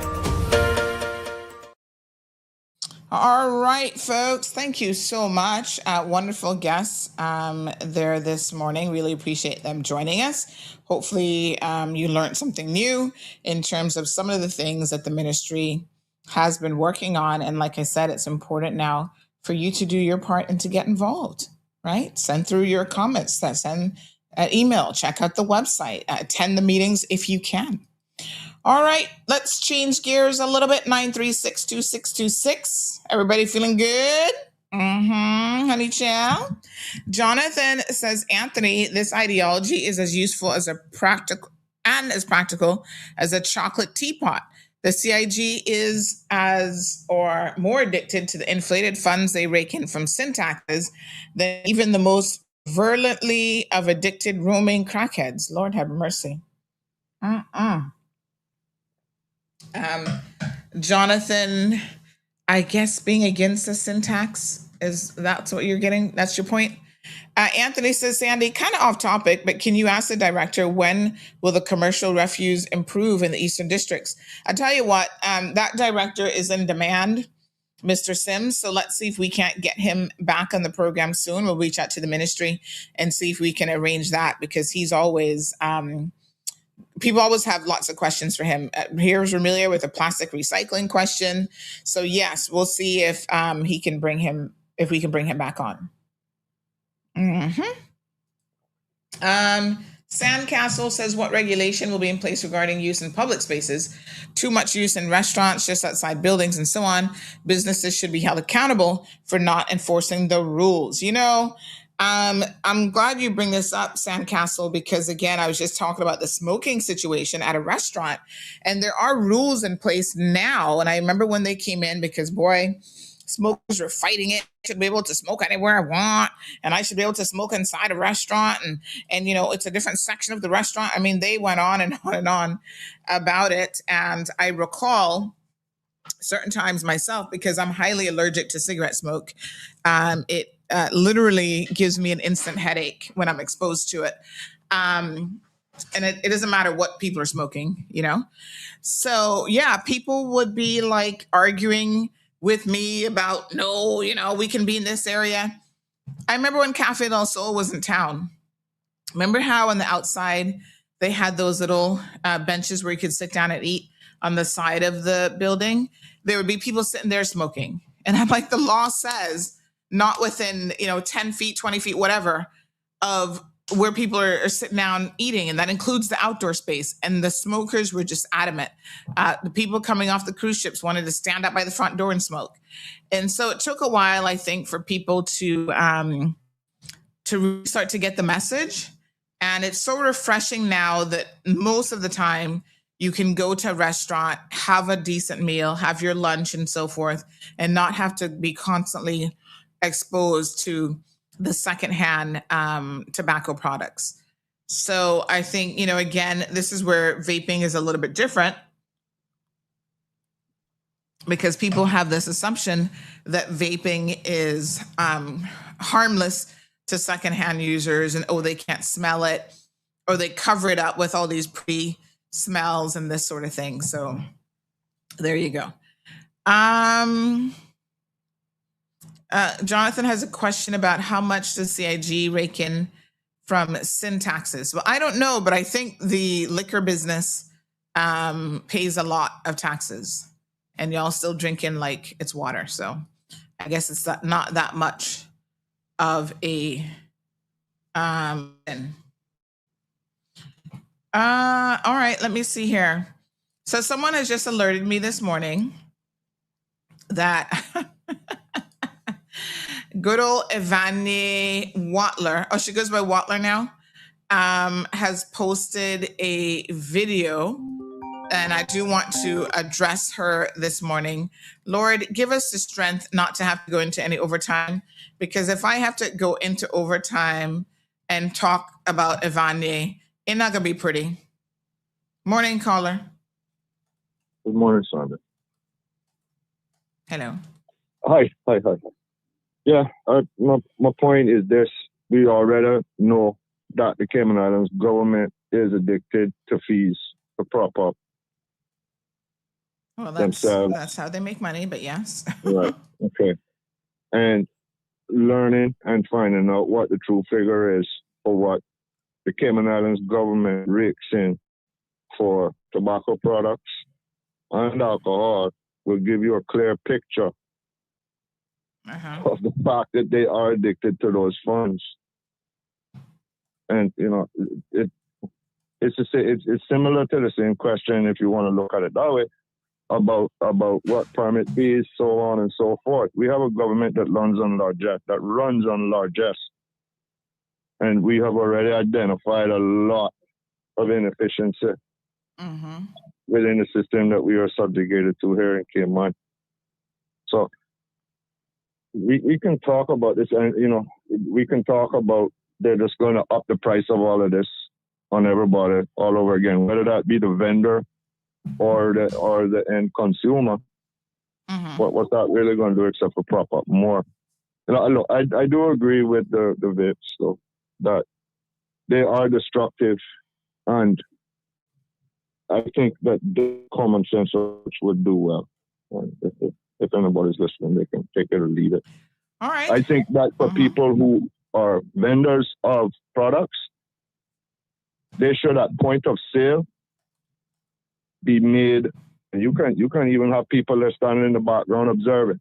If they're selling to young people at a countertop, if they are in a bar selling to young people without properly checking out whether they are of age, find the living hell out of them. Okay, because if they really want to make some money, they can go there in a bar or nightclub and observe people, kids, drinking, whatever, underage. And they can make a lot of money doing that. The actual enforcement of this, as always, is where it is lacking in Cayman. So unless and until they're going to actually take that seriously, whether it be marine parks, whether it be tobacco used by minors or anything else, it's all just pissing into the proverbial hurricane here. Yeah, have a good day. Bye. Thank you, my dear. Appreciate it. Okay. I got a, let me get Miss Stacy to go to the front door. I've got a delivery outside, some homemade goods. All right, 9:08 a.m. Good morning, K-Man. This person says, my word, Jonathan, what a sulfurous denunciation of the most blistering order. Oh my goodness. Thank you. This person says, I can't get you. Uh-oh. Oh boy. I wonder if that's because I've returned to doing the regular links. This person's confused. Follow the channel. I keep seeing it. Honey chill. There you go. All righty. So apparently, this person here, oh, she's in the supermarket. Oh, Lord. Okay, hold on. I need to go to the front door and get some goods. Hold on, honey child. Let me take a quick commercial break to do that. Yep. Give me 1 second here. My name is Williamson Henson. I'm from Thurston Caicos. I just completed my hip surgery in Health City through National Health Insurance Board. I had a dirt bike accident. I hit really hard. I lost some teeth, some metal in my hands. I had metal on my right hand as well, on my left hand. Glass still remains on my knees, and I broke my socket bone, my hip bone. I broke the whole socket bone. And National Health Insurance Board gave me a call on my birthday. It made me cry, but I tried to hold my composure. It made me cry because I was waiting for 10 months. It was on a Wednesday, my birthday, and they say this Monday coming, you're going to Cayman Island to have a hip replacement surgery. When Mr. Williamson came to us, he had a 10-month-old fracture, which was operated at some other place, where he got a fragmented acetabulum, which was into almost 4 to 5 parts, and his hip was out of his place. Also, along with that, his right leg was shorter than left one by 2.5 inches, and he has a tremendous pain and was not able to walk and stand on that leg as well. The first surgery affected my lifestyle because certain things I could not do for myself. It was all about crutches. We removed the implant, cleared all the tissue, we put a new socket for there, and then the hip was replaced. And also we corrected the shortening, which was almost 2.5 inches, which came back to normal. And he actually told me hip replacements in Cayman Island, you're gonna walk the same few hours. And what made me real happy is he said it and it was done for real. I started walking like literally in 23 hours. Yeah, it's like a complex primary revision replacement. You can see that where you need to have some implants which are really advanced in the world, which we have at Health City. We have a dual mobility cup, which is a state-of-art, newer type of an implant, which is going to be making your hip absolutely stable, more durable, and has to function absolutely like a normal person. I'll say a big thank you, first of all, to NIB and Health City caseworker and the host from Health City for communicating and well taking care of me behind my back. It was like every time I think about something, they're already on it. It was my birthday. I was quite happy because I was waiting on the call to get the surgery done. But I'm happy now, it's done. I can walk. I just can't wait to get back to the kids and be like, oh, look at them. Thank you, Health City, for restarting my life with my hip replacement surgery.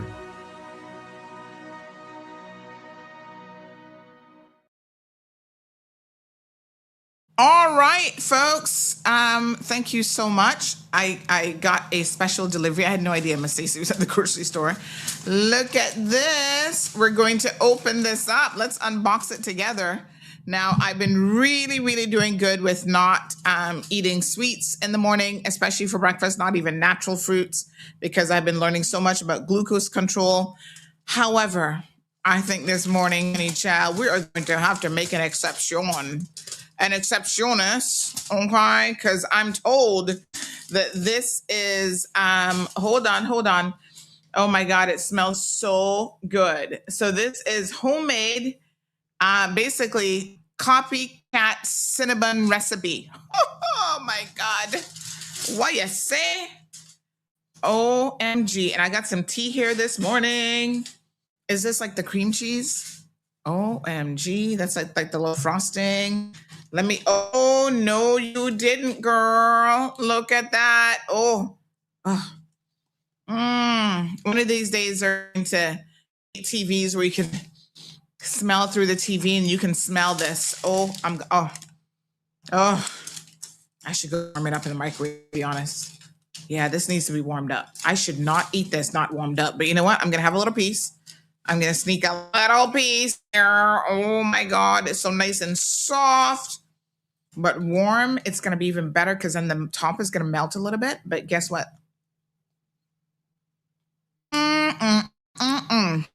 Oh my God, this is so good. Oh, this is if you want extra toppings. This don't need nothing extra. Oh my God.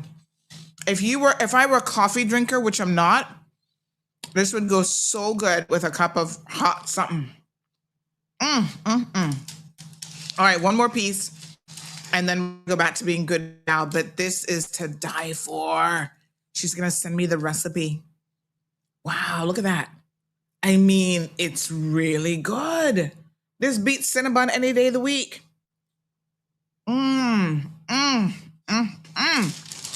Lord, take the plate out of my hands. I have some tea this morning. I'm gonna have a little sip of my tea. That is so good. Wow, girl. Yes, thank you so much for sharing.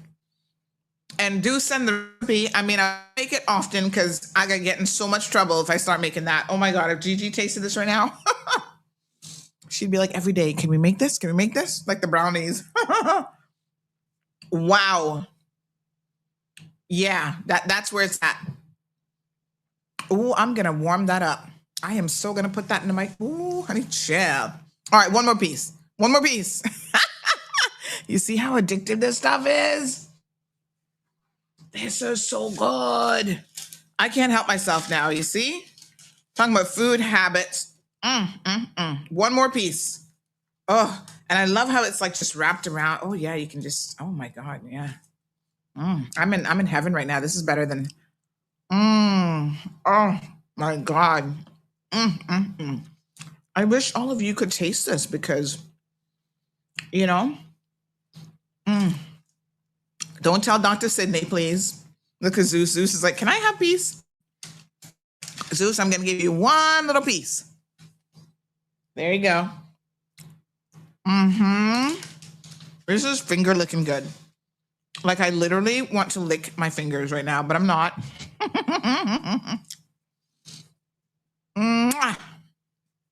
Delicious. This, I mean, seriously, I'm not lying because somebody brought me free food. This is actually really good. Melanie, you want peace? Because we love a Cinnabon. Anytime we go to the States, we'd be like, oh, let's get the little, you know, the little miniature ones. And then they're unsweetened. But you dip them in the cream cheese and they're so good.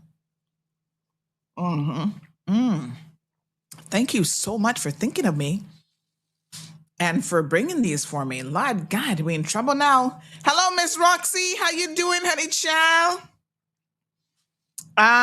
Strong will. No, Zeus, you can't have any more. Now he's harassing for more. You see what happened? Strong Wilt says it sounds like Miss Stacy's on vacation. 20 squats, says Abby. Girl, you know, squats and walking. We need to get on it. Sarah says, Sandy just logged on. What are you eating? Somebody brought me some homemade. Sarah, are you making me pick up the plate again? Lord Jesus. Some homemade Cinnabon rolls. And they are, when I tell you, oh so good. Is there a healthy version of these? Is there a healthy recipe where they still taste really good? But, you know, I don't know how we're going to make these healthy. But anyway, amazing. I'm telling you, when I warm that up, I'm going to kill that later on. Yes, sir. That looks like 50 squats, not 20. Exactly. It's probably more like 100 squats. Amori says, I don't eat cinnamons. Making me want one now. This is homemade, so you know better. They're just better. Yeah. Careful now. Looks so yummy. However, I'm having to watch my sugar. Go, Miss Anita. Not just you. All of us are in that category, I suspect. All right. Jonathan, are you fighting with Anthony? Jonathan says, yes, Anthony, you are correct. I'm a smoker. I don't actually think he is. He says, Anthony says, can Jonathan state his position, smoker or not? I say smoker because Jonathan usually positive, not objective to that syntax you suggested, Sandy. You touched a nerve. Ay. Oh, Live Happy says, did you know that smokers are the first to die from smoke inhalation if trapped in a burning building? I never thought about it, but I guess because their lungs are just not working optimally. But that's really weird and interesting. Miss Brenda says, one of those is enough for you. Eat one a day. Well, she brought me 2, and I've only had a few pieces off of it, and I feel like, yeah. All right, let's switch to Avani. Somebody says, morning, what are you eating? Cinnabon. By the way, can I talk about Texas Roadhouse and their butter? Recently, I have discovered their bread and butter. And you know what? I would go to Texas Roadhouse just for the bread and butter. Not a word of lie. The bread is so soft. The bread rolls are so soft and so nice. And that butter is like a honey cinnamon butter. Yeah, that's what dreams are made out of. Food memories, as my aunt would say. When Miss Stacy come back, I make her warm that up for me. All right. So apparently, Evanya posted a video. Nobody seems to be able to download it. I guess if you're not her friend, she has it locked. Please do us a favor, girl. Unlock the video, make it public so that we can all view it together. Because, yes, eat them damn buns live, says Oh my God, you guys are so funny. Let me show you what the little emoji thing is that this person sent me. These are hilarious. I've got to share these. These are too funny. Miss Stacy, are you back? I make Miss Stacy warm this up. I think she might be back. I think we need to warm one of these up for real.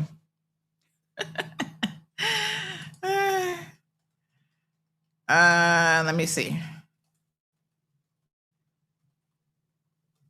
Yep. All right. If she's back, we're going to get one warmed up. And I'm sorry for this person says, shut the hell up. I'm calling 911 on you for abuse. Because I'm not sharing my buns with you. Sorry. Okay. So apparently Evanya has done a video. Let me show you these before we go on to her. And this is what I feel like doing to her. Taking a pot and smacking her upside the head with it. But these are so funny. This person's like, look, yeah, stop eating that, making us all jealous. These are so hilarious. All right.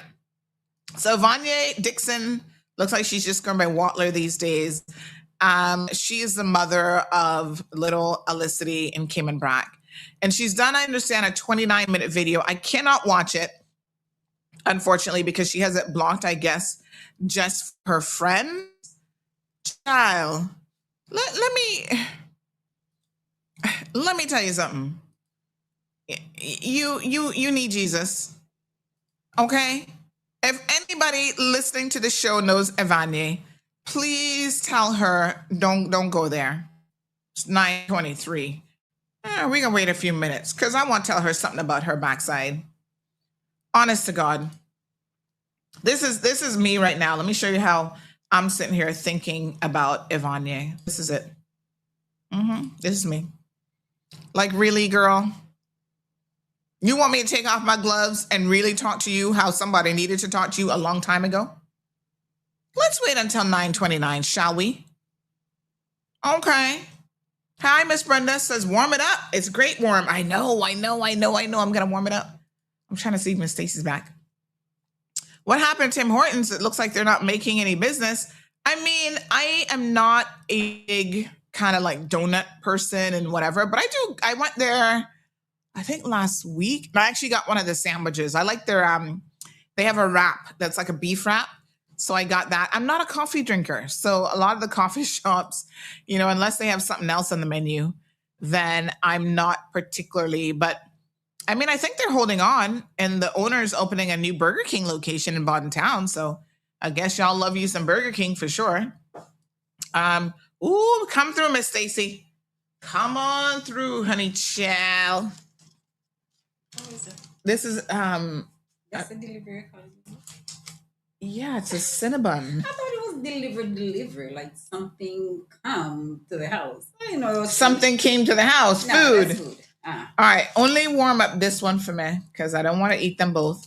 Put that one in the fridge. My little foil paper dropped right there, but That was something major. put these in the refrigerator. She gave me some extra icing. I bet I can put that in something later. That's why you didn't collect it. Zeus would have eaten that. Miss Stacy said she thought it was something major. That is major. Cinnabons in the morning are major. All right, let's buy ourselves a little bit of time because I really want to talk to Evanye because y'all just give me a minute because, you know, I'm not going off on nobody in a while. Oh, Lord, somebody complained about John this morning. Oh, Lord, have mercy. About his company. Do you want me to read this on air? Let me just confirm here. What a man needs to come out of business, seriously. Oh, I can't go into too much overtime because I do have a 10 o'clock meeting with the tech team.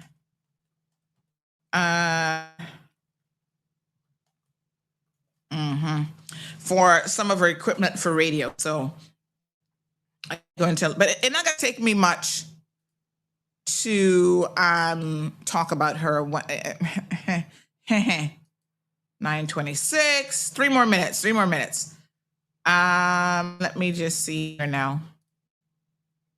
The school, a new order for Gianna has been added. Didn't I order her lunch already? Why are we adding a new order today? They're giving her grilled chicken pasta with butter. Did we forget to order her? Did we forget to order her lunch today?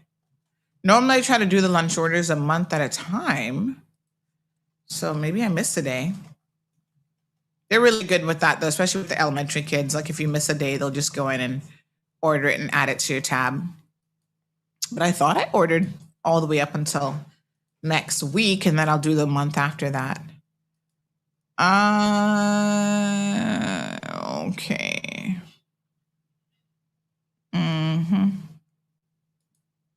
Okay. So I need to have a look at that. All right, radio folks, just 2 minutes and we're going to start over. Lord, can we stay focused on one topic? Not right now. I'm waiting to see what HR will do. If you can speak to the Honorable Dwayne John Seymour privately, that's not gonna do you no good, Bobo. Your tech team can wait, laughing out loud. No, they can't because this is overseas. These people overseas, vendors for my equipment for the radio. So I don't want to book an appointment and then have them wait. The police got involved and come to the airport this morning. Oh, Lord have mercy. That sounds serious. All right. Come, Miss Stacy. Thank you, ma'am. Ooh la la. I don't need any more sauce though. Put that in the fridge for me, please. Yeah, this is sweet enough. Trust me. I know. Poor Zeus begging for food as usual. What a dog can beg. Lord have mercy. Oh my God, it smells so much better when it's warm.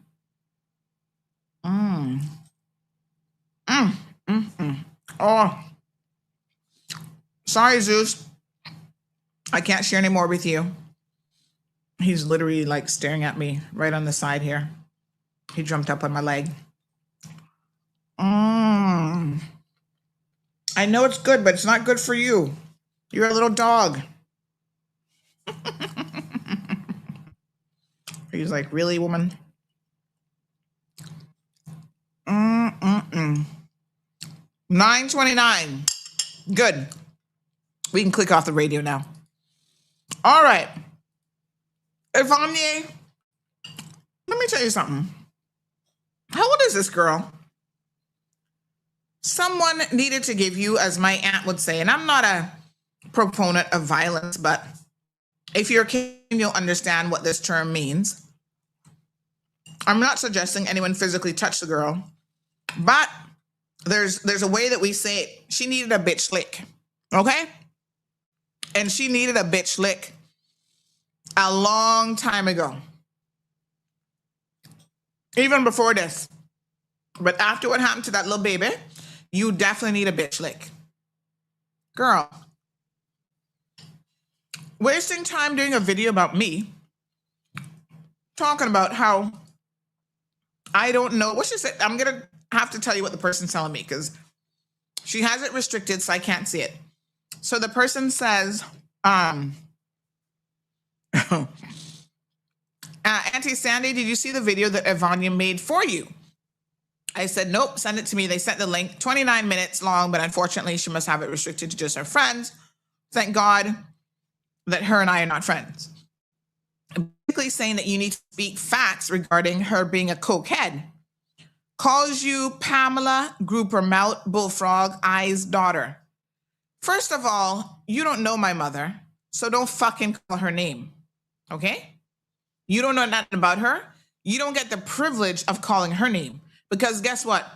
She had 8 children and did the best that she could under the circumstances, and not a single one of her fucking children got killed while she was in the house with the person who did it, which might be you, Ivane.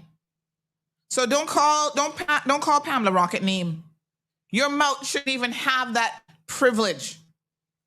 And that's the best you got? Calling me Grouper Mountain Bullfrog Eyes? That's fine. But I have a 10-year-old that's fucking alive. Where's your daughter thanks to you? You are a disgusting human being. If we had street justice around here for people like you, your ass would be locked up in jail where you deserve to be for neglecting all of your children, but especially little Elicity. You think I care what names you can call me? One name that you can't call me is Baby Killer. How about that, honey child? I bet you can't use that name. Call me everything else. Bullfrog, grouper, fish, whatever. None of that gonna impact me. Because you know what? Yes, you might look pretty on the outside, but your very heart and soul must be black after you can allow your own child to be killed in your home and you're not doing nothing about it. See her there? Yeah, she looks good on the outside, but the inside not no good. Pretty face and dirty behind, as Aunt Lottie would say back in the day. That's people like her. That's what your problem is. You worry too much about your fucking looks. Maybe you should worry about closing your legs and not having children if you don't want them. If you're not going to take care of them, then don't have them. Look at this sweet little child. Right? People want the truth. And you are a cokehead. What's just the person said she go around talking about she got a law degree and this and that. Well, that was a fucking waste. Your father wasted money on you, trying to educate you, trying to tell me you got a law degree. Don't tell nobody that. Don't tell nobody you got a law degree and you're so stupid. Honestly. You're not easy. You got some blood clot nerves. Really? Anyway, the person says, yep. I don't know much of her life now, but I knew her when she had her first child, and her baby father and my baby father were close. She wasn't the best mother from back then. And be the first one calling on God. Stop it. Stop calling the Lord's name in vain. Said she left her daughter's name in some temple praying for justice. What? In some temple? Y'all better be lucky that God not slapping you.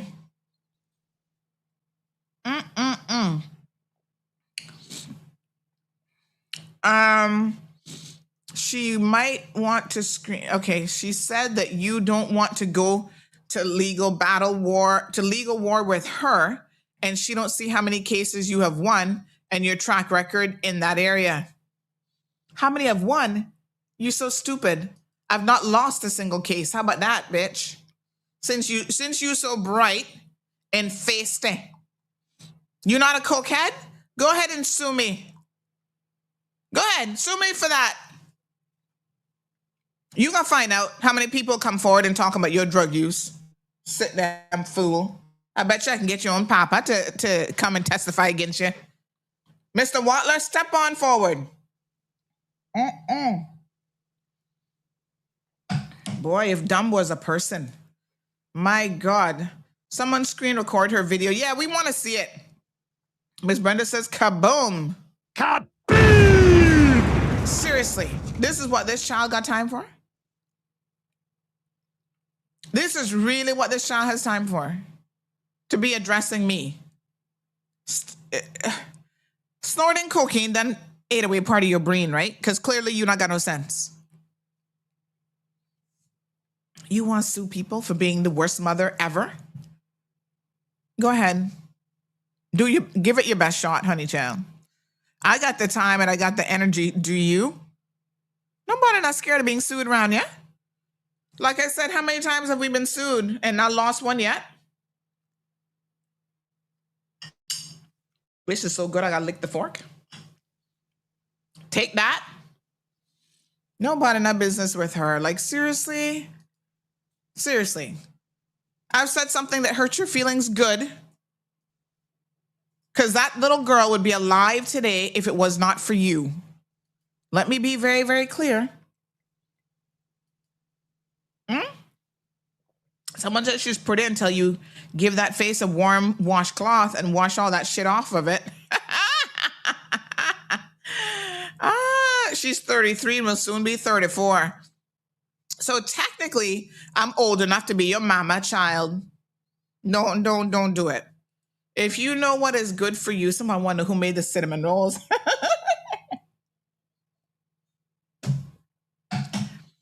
If you want to know what's good for you, let me tell you something. Don't go there. You must be crazy. You must be batshit crazy. Girl, on a good day, you can't step in nobody around her foot. I mean, serious to God.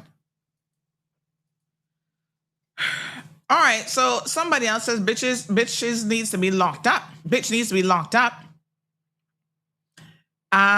Here is the crazy part.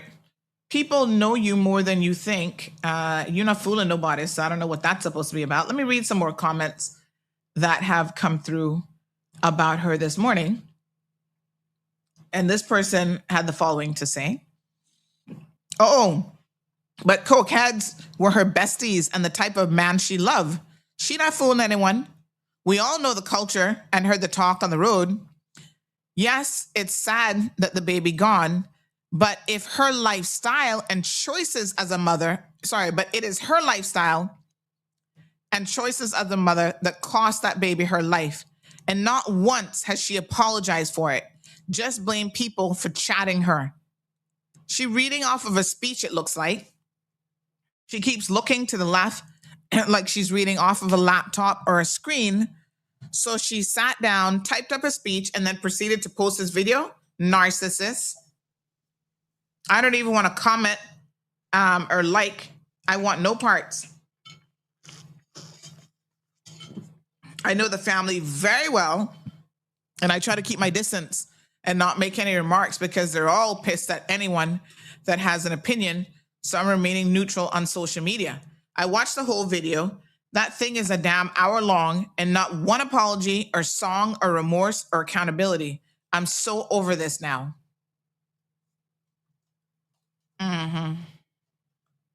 Girl, let me be very, very clear, Ivani. I don't want to mince my words when it comes to you. I want you to understand me crystal clear. I give two fucks what you think, right? You are not in a position to judge anybody else in this world, least of all me.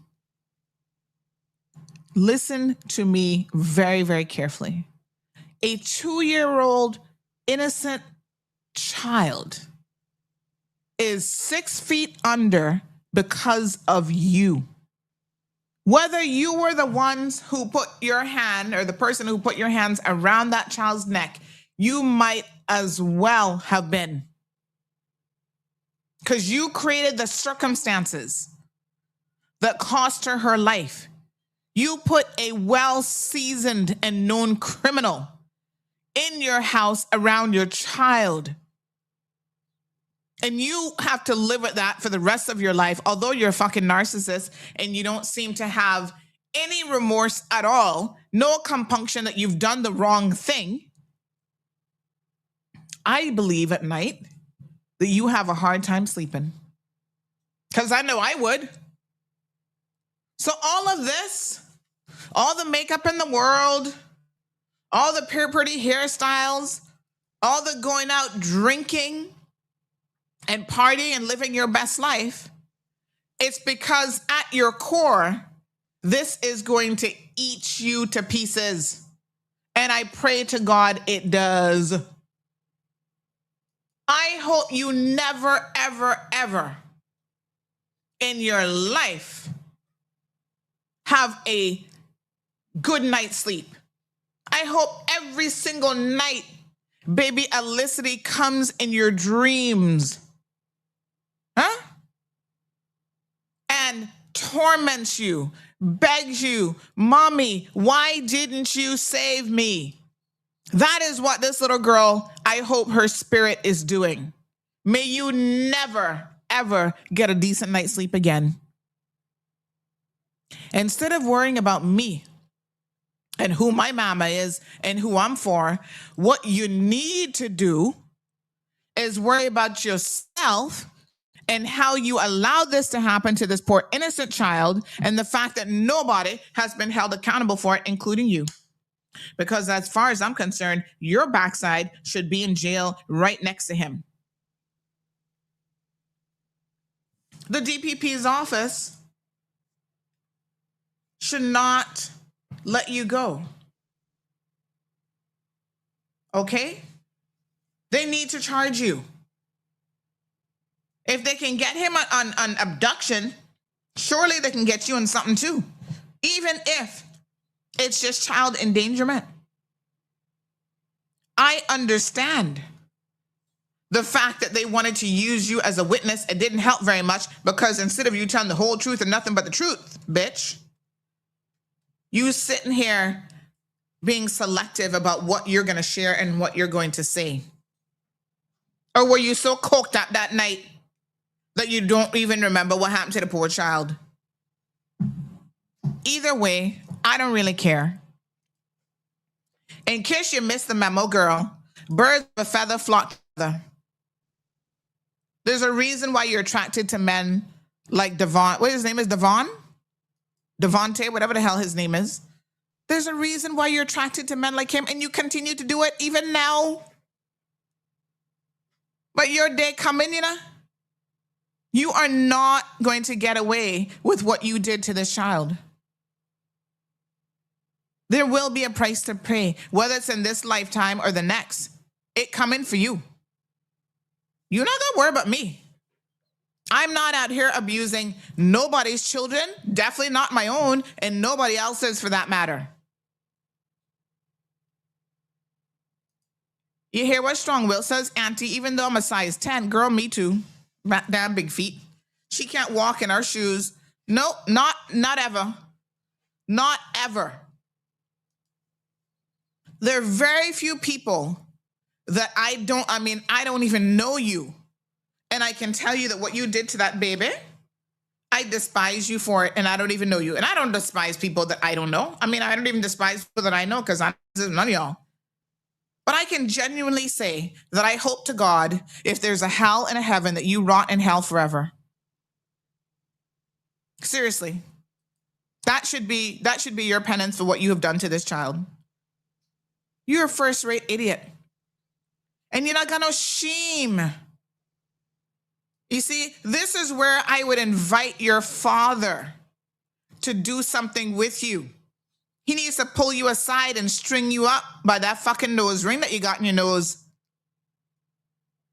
Because if you had 1 ounce of shame, you would disappear and have nothing to say to nobody. But you're such a narcissist, so keen on getting attention for yourself, because don't think that she's not getting her kicks out of this whole situation for herself, you know? Seriously. Every opportunity she gets, woe is me. Oh, I lost my baby. Oh, you know, I want justice. You don't want justice. Because if you wanted justice, you would tell the truth. You do not want justice. Okay? Tell the truth and we can get that baby justice. You worried about people's lips and how they look? Why don't you take a good look in the mirror?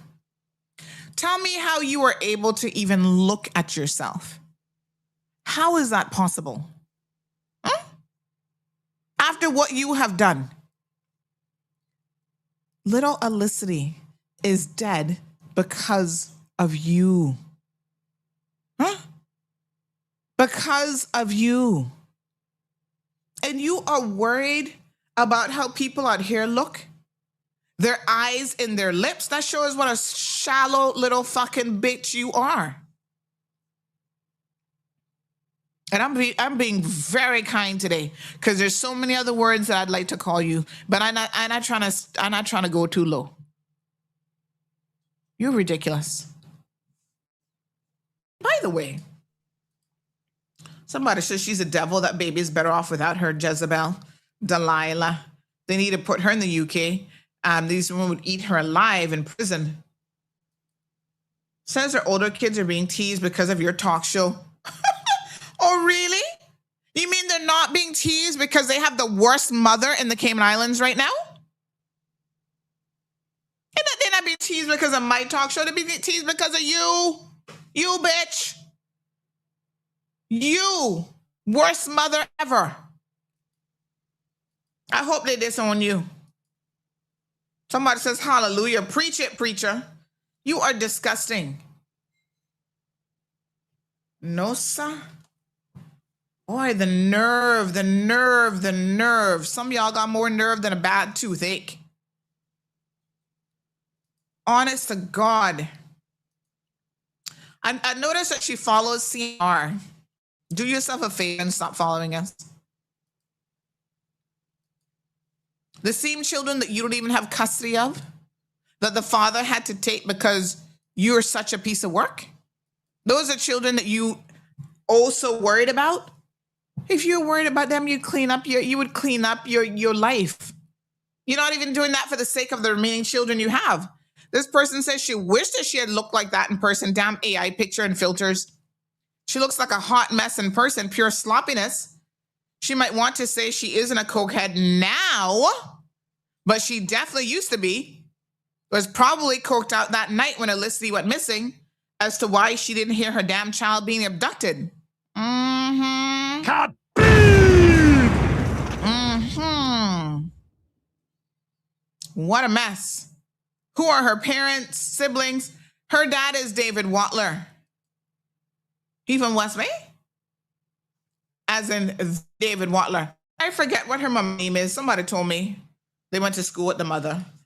Let me see if I can find out. And she needs to tell the truth. Because even that, even the forensic pathologist that, she hired, I understand it was even her. That was her aunt that did that and paid for it.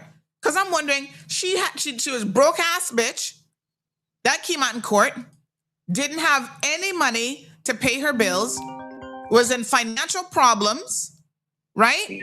But yet she could find money to go get a forensic specialist. Where the money came from? You were trying to support your coke habit. And you couldn't afford that either. Good morning, caller. Good morning, Miss Sandra. What the hell do these people, honey child? My dear, I know some of us Kim and Brikers have other problems, and we deal with our problems, so we go around like this. I'm one of them that don't carry on this madness. It is sad. I hope her day comes to where she will understand whatever role she did or did not have, or she don't know what took place, whatever took place. Mm-hmm. I hope one day she realizes that she was part of she was the problem. She was the problem. Not part of the problem. I reverse that. Not part of the problem. Because she caused it to begin with. Tell the problem, right? Because you went and picked up what we say here in Cayman. When you lie in bed with dogs that have fleas, that's right. you think you going to get, Miss Sandy? Fleas or worse. Let's leave that there. Her day will come. America, whoever they are, will make sure she gets her day. Yeah. And justice might well come down the line too, Miss Sandra. Yeah. You know why? Because time is longer than rope here in the Cayman Islands. That's right. Too. So let's leave her there. But you continue, you tell the truth. I sent you a couple of things, and I know you're busy in school and everything, so you're not seeing them on yours because I know you say you don't post them. I just want the world here in Cayman to know a couple of things. Good Mr. Usain Bolt proposed to his longtime partner. Yes, that was beautiful this weekend. Absolutely gorgeous. Oh, my God. And to see the Minister of Sports playing dominoes with them. Yes. And to see Asafa Powell, that's one thing. Yeah.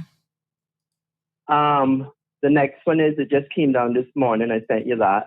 Okay. Meta has agreed to a $16.68 billion settlement. Oh, honey and it child. only took the head of Instagram yesterday to be in court to say what he had to say. Yeah. And they fixed that. And they're doing all sorts of stuff to make the internet safe. Safer. It ain't safe, but safer, I guess. It's not safe. We have to, even you gotta adults monitor have your to own monitor children. what they do. Yeah. And the final thing is, I want you to look at the picture I sent you. I want you to put it up because I have a few choice words to say to Ms. Derek Dakers. Oh, Leave Lord, here have mercy. this morning. You saw that. Put You saw that young lady's young lady. beautiful Yes. picture up, please, because I got to address this and set Miss Derely and her little old walker, no good pageantry that she running. Let me set her straight this morning because a few choice words have to be said. So put up that young lady. Okay, I please. will. This is to them. Miss World, Miss Cayman World is in Vietnam representing Cayman. She's made it to the 60 finalists of the top model. It's coming off of the 28. They're going to choose 40. That in itself is a milestone, okay? So I hope Miss Dara Lee, Miss Lynn Whitaker, Miss Donna Bush, and Miss Lavinia Ebanks is paying close attention to what organization looks like from a pageant where they have persons that do not belittle or Caymanian young women. They need to be uplifted. And this is what needs to happen. And this is what happens when you have the support behind you. Because we are from a small little, 3 little dots, Sandra, on the map. And for that young lady to go there and do that, they saw something in that smile that we all see when we know what Caymanian kind is. And I say this to her, the world is watching. Miss Christina Gordon, you do what you have been doing since you have been crowned. I know you have some good people behind you because I know a few of them. But let me just leave it here and say, this does not fix in any way the disrespect that was dished out to the late Mrs. Celeste Broderick. But what this does, I hope, for Miss Dara Dakers-Lee and the rest of our Miss Universe Cayman organization is to see that there is an angel watching over Miss Christina Gordon. Thank you. It is late Mrs. Celeste Broderick.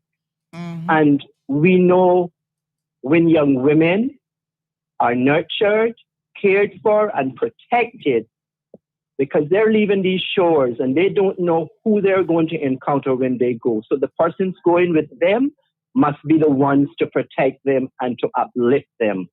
And that is what I see the Miss Cayman World organization doing. And I say to them, I say this to my friend, Miss Pamela. I know her. I have seen what she does.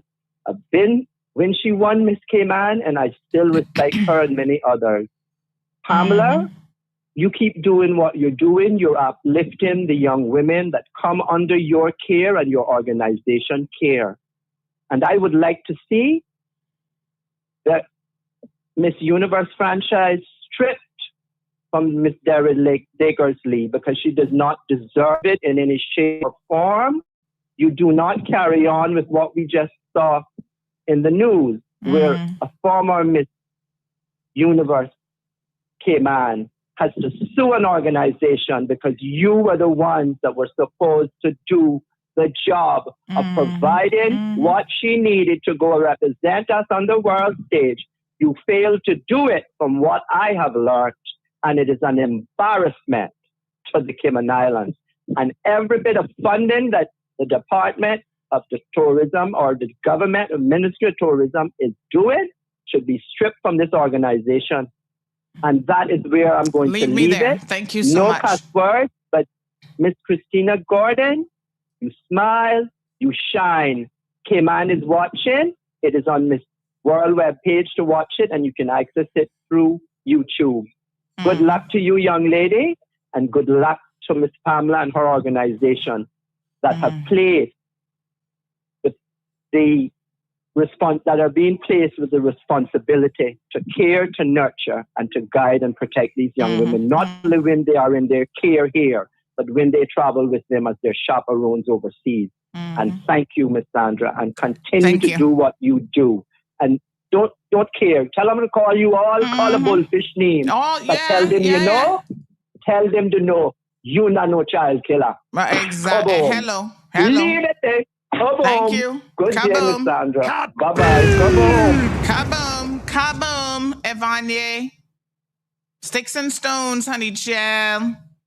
But I tell you what, I try to protect children. You, on the other hand, no, sir. Island Pearl says a mother killed that child while the other house guests were out and placed her where she was found. Did the house guests physically see the child in her room when they got home around 12 o'clock? And if they did, then all three were going to be charged in some way. They were all supposedly the last persons to see this child alive. They were all going to be charged with something. Well, it still might come. Fair also to say, for fairly good reason, I think. All right, I got to get to business. And again, what I want to say is, Evanya, you're only making yourself look stupid. When your so-called friends watching the video, because clearly you locked it for your friends, they're messaging me, as you can clearly see, to say, look at this fool. Look at her. Nobody narrating you. Absolutely disgusting. Tell the truth. That's all anybody wants. Miss Janet and the rest of the family deserve to know what happened to that child. Okay? It's as simple as that. You need to do better. You need to tell the full truth of what happened. And if you don't remember because you were strung out on coke, your preferred drug of choice, then you need to say that too. But don't keep lying about, you know, somebody killed her. Yeah, we know that too. And what are you going to do about it? You're the missing piece in this puzzle. You can help. Anyway, child, I can't be bothered with some of these people. They're just disgusting. That's my international call that I need to take. Work calls. Hi, good morning, Carlos. Give me one quick second. I'm just wrapping up my show, and I'm going to be with you in about 30 seconds. No problem. Thank you very much. Okay, thank you. All right, honey child. We got international vendors that we need to get ordering our stuff for the radio station. We got things to do. Evanye, fix your life. Fix your face. Fix the fake face while you're at it. But more importantly, fix your life. Do right by little baby Elicity. This poor child deserves it. Okay? And we're going to keep on it. If we got to talk about you every single week before you crack and go to the police and tell them the whole story, well, guess what? We got a time to help that. In Elicity's memory, y'all have a beautiful day. Thank you for tuning in to another episode of The Cold Hard Truth on Bobo 89.1 FM. Cayman's #1 talk show is live weekdays from 7:30 a.m. Never miss an episode again. Watch anytime on CMR's Facebook and YouTube channels.